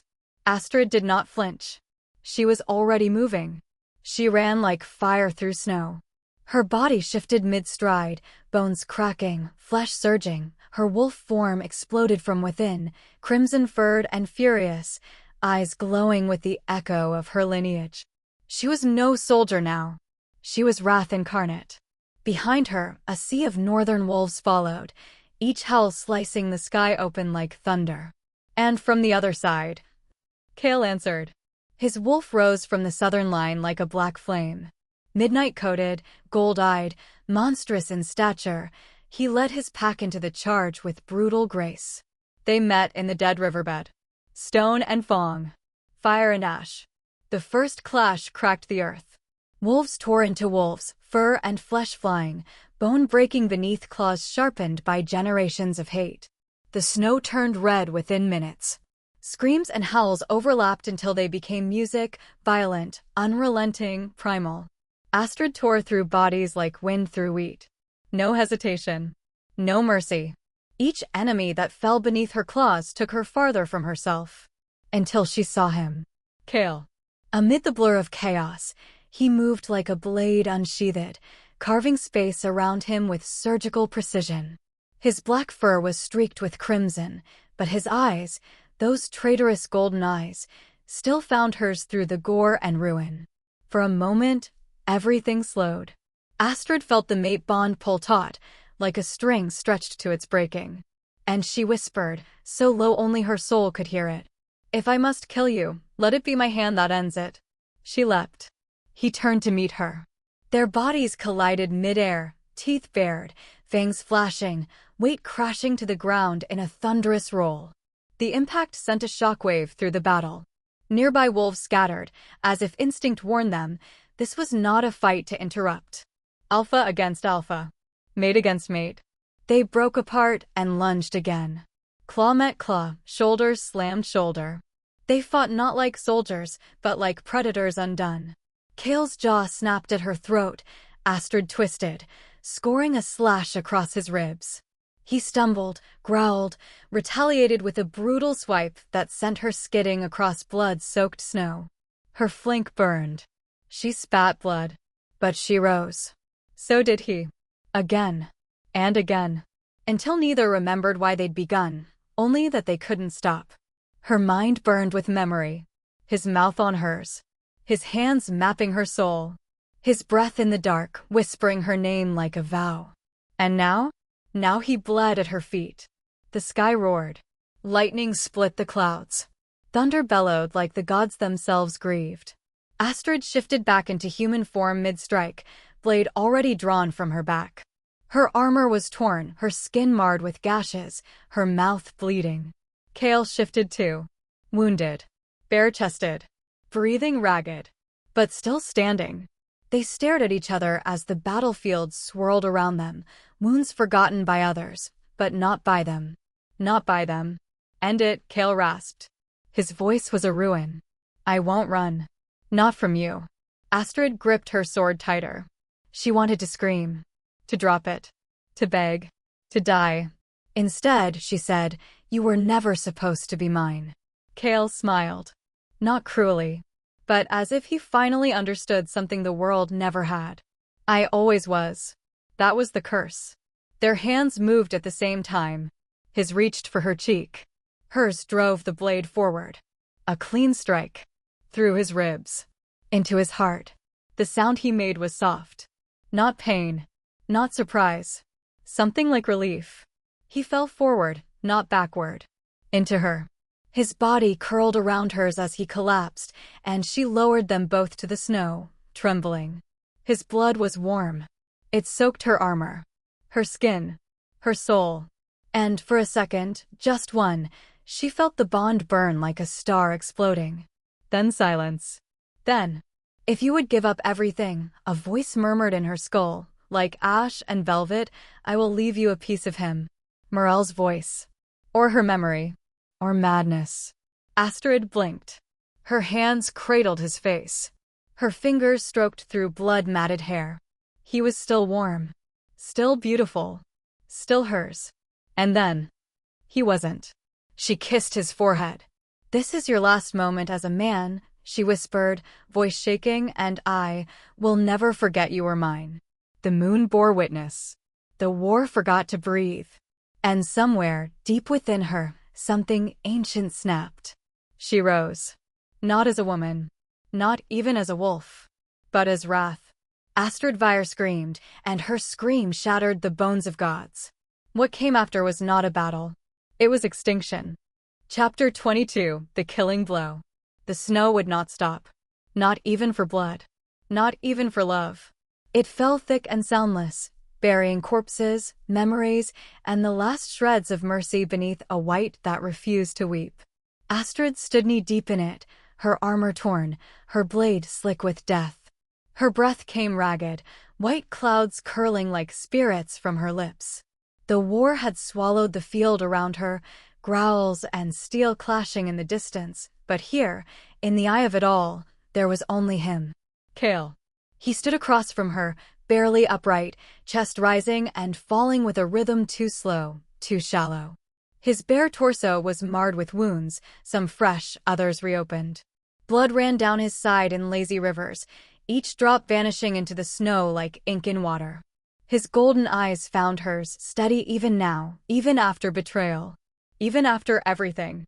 I trusted him, he said softly, voice hoarse. She didn't need to ask who. Nick. She had seen it unfold in flashes between the chaos. The hesitation in Kael's ranks, the momentary break in the southern line, the flash of betrayal as Kael turned, too late, to face his own blade in the hand of a man he called brother. That was why Kael bled now. Why he fought with one arm limp, why he had faltered when her sword struck bone. She should have felt triumph. Instead, she felt sick. Don't blame yourself, he said, and it shattered her. This was always meant to end this way. No, she whispered. Her fingers curled tighter around her hilt. Not like this. Kael took a step toward her, staggering. Astrid didn't move. Because part of her still hoped, like a fool, like a child, that someone would interrupt this moment. That fate, cruel and ever-hovering, would offer an alternative. But fate was silent. And Kael's eyes burned gold as he reached her. He lifted his hand. Touched her cheek. His skin was warm. Still warm. How is it still warm? I loved you, he said. Even when I hated you. Even when I prayed I'd forget you. Her throat closed. And now she choked. He leaned in. Pressed his forehead to hers. Blood smeared between them. Now, I just want it to end. His voice broke then. Not with pain. With peace. Finish it, Astrid. Her name in his mouth was a prayer. A plea. She could feel the blade in her hands tremble. But her body moved like it had always known. She drove the sword forward. A gasp caught in his throat, but no scream. No flinch. Only his arms, tightening around her like he would hold her even in death. The steel slipped through him clean. Right beneath the ribs. right through the heart that beat for her. And then he crumpled. Slow, so slow, as if reluctant to leave. Astrid caught him, lowered him into the snow like a lover easing another into sleep. Her hand cradled the back of his head, blood matting black strands together. His chest shuddered once, then again, then no more. She didn't scream. She couldn't. The silence was louder. And within that silence, a whisper curled through her mind like smoke. If you would give up everything. It was Morel's voice. The witch who had never lied, only twisted truth into shape. Then I will leave you a piece of him. A chill swept through her. Not from the wind, but from the memory of that night, deep in the wild woods. The price. The cost. The way the witch's hands had not touched her, but her words had. Nothing unbinds the soul without cost. And Astrid, bloody, broken, feral Astrid, had offered everything. Her future. Her name. Her place beside the man she loved. All for one thing. That he would not be lost completely. She stroked his cheek now. Traced the sharp line of his jaw. Blood painted her palms, her wrists, her soul. This is your last time as a man, she whispered, pressing her lips to his forehead. And I will never forget you were mine. A tear landed on his lips. Then another. But still, she did not scream. She rose instead. Something in her breaking wide open. The battlefield answered. Something primal, something ancient, surged through her. A howl ruptured from her lungs, not grief, not rage, but the sound of a creature who had lost her tether. She shifted mid-stride, her bones twisting, red fur exploding from her skin. The Alpha of the North, no longer princess, no longer sister, no longer mate. Only beast. Only vengeance. And the South burned for it. She tore through the remains of Kael's forces like a wildfire in dry pine. Wolves howled and scattered, but none could escape her wrath. She was everywhere. A crimson blur. A fury given shape. Nick died first. He begged. She didn't hear the words. Only the gurgle of blood in his throat as her claws found the soft beneath his ribs. Eldrick tried to run. She hunted him down the slope of the ravine and shattered every bone in his body before letting the vultures finish what she had begun. There was no mercy. No mind. Only the echo of a mate bond torn in half. By nightfall, the snow had melted into mud. The battlefield was still. Only one wolf remained standing. Red-furred. Blood-drenched. Unmoving. The moon shone full and pitiless overhead. Astrid stood in its light, unmoving, panting, covered in pieces of others and of herself. And behind her, lying still, Kael. His body untouched where she had left it, cradled by the snow like a cradle built for kings. She did not look back. She did not move forward. She simply stood. Because there was nothing left to be. Chapter 23, The Ashen Throne. The throne was not gold. It was forged of stone and bone, scorched black at the base from the fires that had licked the war banners clean. At its back, a blade once wielded by the first Alpha had been embedded in the rock like a spine, rusted now, streaked with the blood of both North and South. They called it the Ashen Throne. And Rurik sat upon it like it had always belonged to him. The great hall of Kael's former stronghold was filled with silence.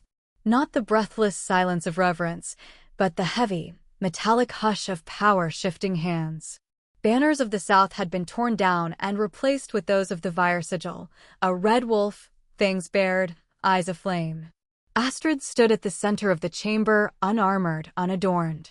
Her hair was unbound, stained at the ends with smoke and blood. She wore no crown. Her hands were bare. Her eyes, though, they were the same. Cold, fire-wrought, and utterly unreadable. Rurik gestured her forward. The wilds are ours, he said. The clans are broken. The North reigns unchallenged. He spoke not with triumph, but with the calm finality of someone who had spent a lifetime planning this exact moment. He didn't look at the generals who stood bowed at the edges of the hall, or at the northern wolves watching from the balconies above. His gaze was fixed on his sister. I name you regent of the unified territories, he said. Until I produce an heir. You will rule beside me. By blood, by right, by fire. The words fell like chains. And Astrid. She didn't flinch. But she didn't kneel either. Instead, she raised her chin, and for the first time in weeks, her voice didn't sound like smoke. It sounded like wind through a ruin. No. The hall stirred. A murmur rippled, then died when Rurik stood. He descended the stone steps slowly, each footfall echoing through the cold chamber. You refuse your place? He asked. I refuse what's left of it, she said. You won this throne for us. I killed him for you. Rurik's joy tightened. I followed the command. I severed the bond. I spilled his blood into the snow. She took a step forward. He didn't fall in battle, brother. He stood and let me end him. The words struck like lashes. Rurik's face remained still. He was your enemy. He was mine, she whispered. And you made me his executioner. Silence again. And then, softly, I have killed all that I loved, she said. What remains in me cannot rule. Rurik exhaled once. A long, tired breath. You speak like a ghost. Perhaps I am. She turned from him. And this time, he did not stop her. It was Thorn who found her at the edge of the keep, saddling a pale horse beneath a sky of slow falling ash. He didn't speak at first. Only watched her hands, still trembling as she fastened the last strap. She hadn't slept in days. She hadn't shifted since the battle. Her wolf had gone silent, buried, perhaps, beneath the part of her that had died in Kael's arms. You're not even taking a cloak, he said. She paused, looked down at her blood-slick boots. I don't intend to be warm, she said quietly. He moved closer. You could stay, he offered, knowing the answer. I'd guard your silence. Your solitude. I'd make sure no one looked you in the eye unless you wished it. Astrid turned her head slightly. You would, she agreed. And that's why I cannot. Her voice cracked. Just barely. Thorn swallowed hard. Where will you go? To the place the stars stopped naming things. He gave a rough laugh. Then fell silent again. You know, he said after a long moment, he died in your arms, but you.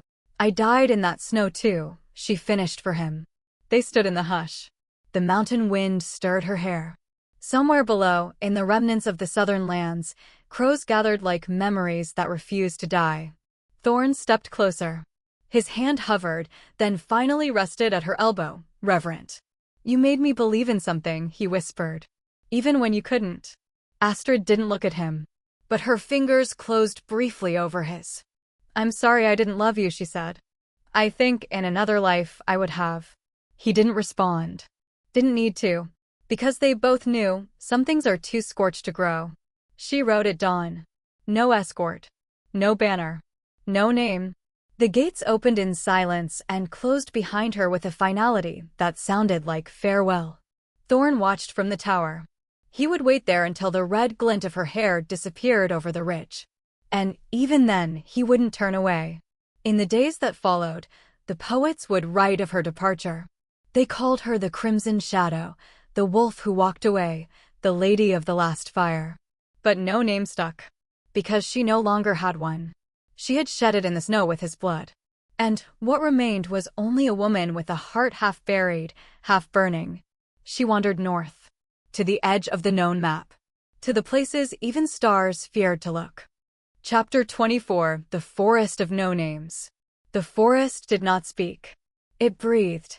With every dawn, it exhaled frost. With every dusk, it inhaled dreams. Somewhere deep within its endless hush, where even ravens feared to linger and roots grew like veins across forgotten paths, a small cabin sat crooked beneath a canopy of pine and mist. She had built it with her own hands. Wood, bone, stone. No one gave it to her. No one followed. She had walked until her legs gave out and the snow numbed even the ghosts in her chest. Then she had laid down in a hollow, and when the storm passed, she rose and began building, not shelter, not sanctuary, but a place to wait. She had no name here. Only the wind ever called her anything, and it spoke in whispers of what had been burned. It was said by the few who dared pass near the edge of the trees, woodcutters, traveling priests, old hunters with one eye too many on the past, that a red-haired woman lived where the stars no longer pointed north. They claimed she spoke to no one. That she wandered barefoot through the snow. that she murmured a name in her sleep, over and over, as if summoning someone who could no longer come. No one remembered the name. Only that it never left her lips, not even in dreams. Astrid did not mark the days. She counted instead the seasons of silence. The first spring when flowers bloomed near the threshold and she did not pull them up. The second summer when she stood naked beneath the rain and did not flinch. The third winter when she dreamed without screaming. Her wolf no longer stirred. She had buried that too, somewhere between the mountain pass and the memory of his breath against her throat. She did not speak aloud, not even to herself. Only at night did her lips move, forming syllables not meant for any ear but the forest's. Kael. One night, the fire snapped low. The wind slid through the chinks in the cabin wall, smelling of pine and far-off ash. Outside, the forest exhaled. And Astrid dreamed. But this was not like the others. This was not the fevered memory of blood and snow and his voice whispering ended against her neck. This was not the dream where she kissed his forehead and felt her soul peel apart like bark from flame. No, this dream was cold. Still. She stood in a field of nothing. Not dark. Not light. Just silence. And across from her, cloaked in shadow stitched from time and sorrow, stood a figure. Hooded. Barefoot. Breathless. You never asked what it would cost, the witch said, voice like velvet bruised with smoke. Astrid's chest tightened. I didn't need to. You offered your future, Morel whispered. And I took it. Astrid's fingers trembled. He's gone. No. The word echoed. Then why do I still bleed? She asked. Morel tilted her head. Because you remain. And that little wolf was always the price. She woke to frost on her lashes. The fire had gone out. Outside, the wind howled as if mourning something too old to name. Astrid rose slowly, every bone aching like regret. She stepped out into the moonlight, bare feet sinking into snow. The trees loomed around her, tall and silent, their branches black veins across the stars. And the name caught in her throat again. Kael. The wind did not answer. But far off, deep in the trees, something stirred. A soft crunch. A shadow moving. She did not chase it. She only sank to her knees, pressing her forehead to the frozen ground. And for the first time in moons, her voice broke aloud. I remember you. Snow fell around her like ash. The villagers would later say that she was part of the woods now. That she moved with the wind, wept with the rain, and bled with the roots. No one dared approach. Except sometimes, in the coldest winters, children who wandered too far would return whispering that they'd seen her, flame-haired, draped in fur and silence, eyes like red dusk. They claimed she was always alone. But the bravest of them would swear otherwise. They said they saw paw prints beside hers. Small. Precise. As if a little wolf walked always at her side. Chapter 25, The Little Wolf. The old women in the village said the mountains swallowed names. That's why they never called the peak by anything but there, with a chin jut or a shiver. No one climbed beyond the pines. Not since the fire season, when 3 warriors went up and only ash blew back. Not since the winter a child was lost and returned mute, fingers blue, eyes whiter than the moon. But still, they whispered. Whispered of her. The red-haired witch who walked the high slopes with a shadow beside her. The wolf cub with golden eyes. It was on the 6th night of Frostfall that I first saw her. I had slipped out of bed, my toes curled against the stone floor, too restless to sleep. My father always said the forest pressed close during these months, that if you listened carefully, you could hear the roots cracking under the weight of secrets. I brought no lantern, only my coat and a bit of sweet bread tucked in my palm. I meant to go no further than the outer ridge where the trees thinned. But I saw paw prints in the snow.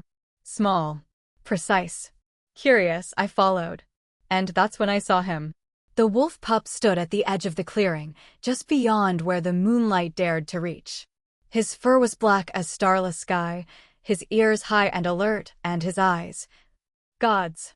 His eyes were gold. Not yellow. Not amber. Gold, like molten suns poured into shadow. He stared at me. I didn't move. Didn't blink. The pup took one step forward, then another. He was no larger than my arms could hold, but he walked like something older. Like something remembering. I crouched slowly and held out the bread. He sniffed the air but made no sound. No growl. No whimper. Instead, he turned his head, just slightly, and looked behind him. And that's when I saw her. She stepped into the clearing like a breath drawn in pain. Tall. Silent. Hair the color of dying fire, wild and wind snatched around her face. She wore no cloak, only furs wrapped tight at her waist and arms bared to the cold like she felt nothing at all. Her eyes found mine. Red. I had never seen red eyes on a living creature before. I should have run. But I didn't. Because she didn't look angry. She looked tired. Like someone who had forgotten what it meant to be seen. The wolf cub returned to her side and brushed against her calf like a shadow curling into warmth. She laid one hand gently on his head, and the moment her fingers touched his fur, his eyes closed. Peace. I remember peace. And then they turned and vanished between the trees, leaving only paw prints and the soft hush of snow falling. They didn't believe me, of course. Not father. Not the hunters. Not the old priest who made me recite 3 prayers for dreaming while awake. But the women who baked bread in the temple ovens looked at me differently after that. She saw the red one whispered. And the gold-eyed ghost, said another. They never said her name. Only that she'd once been a warrior queen. That she wore mourning like second skin. That the pup had never grown. Never changed. And never left her side. They say the pup was not born. He was made. Forged from ash and breath and the last piece of a name spoken on a battlefield soaked in blood. He did not hunt. He did not howl. He only watched. Watched her always. And she, they said, never spoke aloud, except once. Once, when the storm winds rose and the river froze black and silent, a trapper swore he heard her voice drift through the pines like a lullaby. Not loud. Not broken. Just quiet. You're finally free, she whispered. No more crown. No more war. Just mine. The elders tell me stories. But I like mine best. The one where the red-haired woman loved something so much, it refused to leave her, even after death. The one where wolves don't always howl. Sometimes, they stay quiet. Just to be near. And the one where I saw her once, just once, turn her face toward the sky and close her eyes like the snow didn't touch her at all. And the little wolf beside her? He looked at her the way only someone who'd known her soul could. Like he guarded it once. And would again. Chapter 26. The Wind Carries Names. The mountain had no name. Not anymore. It had been known once as Bloodspine Ridge to the Northerners, as the back of the beast to the Southern scouts who feared its cliffs. But names were power, and power was always taken. Stolen, burned, lost in snow. So now it was only the mountain. A place too high for maps, too wild for men. It rose from the frostbitten earth like a cracked blade, sheathed in pine and silence. Storms coiled around its crown like a forgotten god's hair. The winds here did not howl, they whispered. And every whisper carried something that sounded almost like a name. Astrid never answered the wind. Not anymore. Her hair was longer now, copper red, tangled from storms and sleep, woven with needles and thorn strands. It flowed down her back like rusted fire. Her eyes no longer gleamed with command. They were quiet, unreadable, like coals smothered under ash. She didn't speak. Not to the sky, not to the birds, not even to him. Instead, she moved. She taught. She waited. Each dawn, she left the stone hollow she'd carved from the hillside and whistled low into the fog. He came without fail. The little wolf. Black as char, gold-eyed, silent as myth. At first, he had been skittish, circling her like mist around a flame. But now he followed like breath follows lungs. Unseen, but vital. A shadow pressed to her heel, watchful, obedient. Sometimes he would dart ahead to scent the wind, his small body blurring between rock and fern with impossible precision. Other times, he would vanish completely, only to return when she sat to rest, placing his paws atop her boots like an oath. She never called him by name. She never gave him a name. Perhaps she feared what power it would summon. Or perhaps she feared what memory it would stir. They had a rhythm now. She would lead. He would follow. She would crouch in the snow and press a hand to the frozen bark of a tree. Listen, she'd murmur, not aloud, but with the motion of her fingers, the way her eyes flicked to the rustling canopy above. The wolf would still beside her, ears perked. They'd stay like that, two living statues shaped by the storm, until the breeze shifted. Until the scent of hair or human or hawk twisted into their shared silence. Then she would rise. And he would run. He was learning. Faster than instinct should allow. He could track deer paths through iced moss without a sound.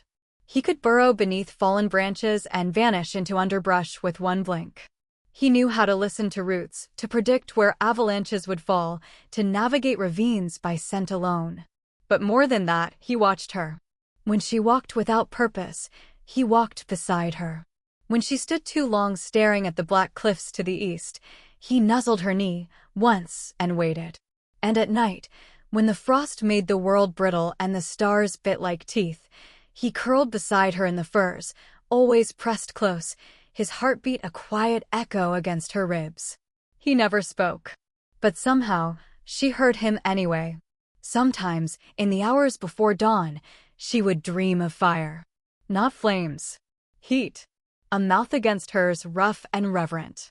Hands around her wrists, not to restrain, but to remember the shape of her. A body leaning over hers, trembling, like a man starving at a feast he can never taste. She'd wake without sound. But her breath would fog in the cold, and the wolf would stir at her side, eyes glowing like broken suns. She never reached for him. She'd already taken too much. Morel's voice came only when the wind was particularly cruel. Not spoken. Not summoned. Just there. As if the trees remembered her better than Astrid did. You gave him a second life, the witch's velvet rasp curled through pine boughs, and you condemned yourself to wander yours. Isn't that the cost of mercy? The crueler the sacrifice, the sweeter the illusion. You could have let him die. You could have let him rest. But no. You brought him back. And now, neither of you belong anywhere at all. Astrid didn't answer. But her fingers clenched tighter around the carved bough she no longer used. The bough that had once been his. The wolf raised his head and looked at her. Not like an animal. Like a man. Like a mate. That night, she didn't sleep. The sky had gone ink black, and the snowflakes drifted soft as ash around their fireless camp. She sat with her back against a stone ledge, her knees drawn to her chest, the little wolf tucked against her thigh. He had stopped growing. She didn't know if that meant the spell was complete or incomplete. He made a soft, content sound in his throat, a half purr, half sigh, as he pressed closer. She could feel his warmth through the fabric.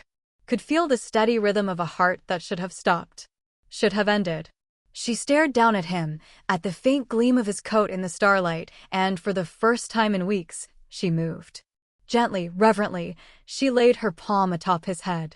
He leaned into it without hesitation. A trust as pure and permanent as anything fate ever forged. Her throat ached. Her voice cracked the silence. "I killed you," she whispered. The wind paused. "I loved you." The wolf did not stir. But something in the air did. As if the mountain exhaled. As if the earth, the stars, the cold, all of them had waited for her to finally say it. And perhaps forgave her for doing both. Chapter 27. The Bond Beyond Fire. They say the wilds remember what men forget. That the wind carries the names no longer spoken. And the trees, twisted, frostbitten, ancient, still whisper stories no fire ever burned away. This one begins in silence. Like most truths do. There is a girl. Small as a breath, wild as a flame. Her hair is a tangle of sunset and thorn, red as rowan berries in frost. Her laugh cracks the hush of the forest like sunlight on old snow, sharp, bright, unafraid. She runs barefoot over root and stone, her skin too used to cold to mind its bite. And always, the wolf runs ahead of her. A streak of shadow, sleek and swift, gold eyes flashing like trapped stars beneath his black fur. He never strays far. Never lets her fall behind. Sometimes he waits, tail flicking, body poised like ink drawn into shape, until she stumbles laughing into his side and grabs his scruff like a rider reins a storm. Too fast, she tells him, grinning. You always go too fast. He never answers. But he looks back. And somehow, she always understands. The travelers see them first in passing. A merchant winding north through the frozen passes. A wounded warrior who swears by the gods he saw the ghost of an alpha in the trees. A weather-worn mapmaker who leaves that region blank, writing only in the margin. Beware the girl and her wolf. They tell it like legend. Like curse. There's a child in the blood-spine wilds. No, not just a child, a Vire child. Red hair like fire, laughter like battle drums. They say she lives alone. Just her and the wolf with gold eyes. Gold. I swear it. I saw them from the ridge. The beast moved like a shadow, and the girl, gods, the girl was laughing. Some say she's the last of the Vire bloodline. Others say she was born of death itself. They say she talks to ghosts. They say the wolf understands her. They say he's not a wolf at all. In the colder months, when the mountain's throat sings with avalanche and bone-deep frost, no one ventures close. But stories do. They travel farther than feet ever could, spreading in taverns, in marketplaces, in midnight whispers beside the hearth. And every telling changes something. In some, the wolf is her guardian. In others, her punishment. In a few, he is her shadow, bound to her by a blood oath made at the end of the world. But the oldest voices, those who remember what war carved into the land, speak lower. She is the one who broke the bond. She is the one who ended the fire. And the wolf, he is what came after. None of them speak her name. Not because they do not know it, but because the name Astrid does not belong to the girl who walks the ridgeline anymore. That name burned in the fire she set. The one that swallowed empires, kings, faded bonds. What remains is ash and snow and the quiet rhythm of a life made of silence. Morel's voice sometimes still lingers in the wind, if you stand at the right cliff and close your eyes. You thought death would be the end of it. But some bonds are carved in marrow, not magic. You did not resurrect him, Astrid. You remembered him too fiercely for the wilds to forget. They say the wolf never grows older. Never leaves her side. Never answers to any name. But sometimes, on the stillest nights, if you listen closely, you'll hear the girl whisper to him as they lie curled together beneath pine and moon. No tent. No fire. Just breath and fur and memory. She'll tuck her face against his shoulder and say, I waited too long to choose you. Or, you're still warm. Even now. Or simply, I remember. And the wind, jealous thing that it is, will carry those words far. Beyond the mountains. Beyond the ruins. Beyond the reach of those who still cling to reason and rank. In the oldest version of the tale, the girl does not die. She vanishes. Just a flicker of red between the trees. A laugh in the dark. A wolf that never speaks, but always stays. No one knows for certain what he is. Not anymore. A soul returned? A mate reborn? A curse given shape? Perhaps all of them. Perhaps none. Perhaps simply a gift. From the death she once chose, to the life she never thought she'd live. They call it the bond beyond fire. Not love. Not fate. Not even mercy. Just a girl and her wolf. And a silence so deep it speaks louder than any name ever could.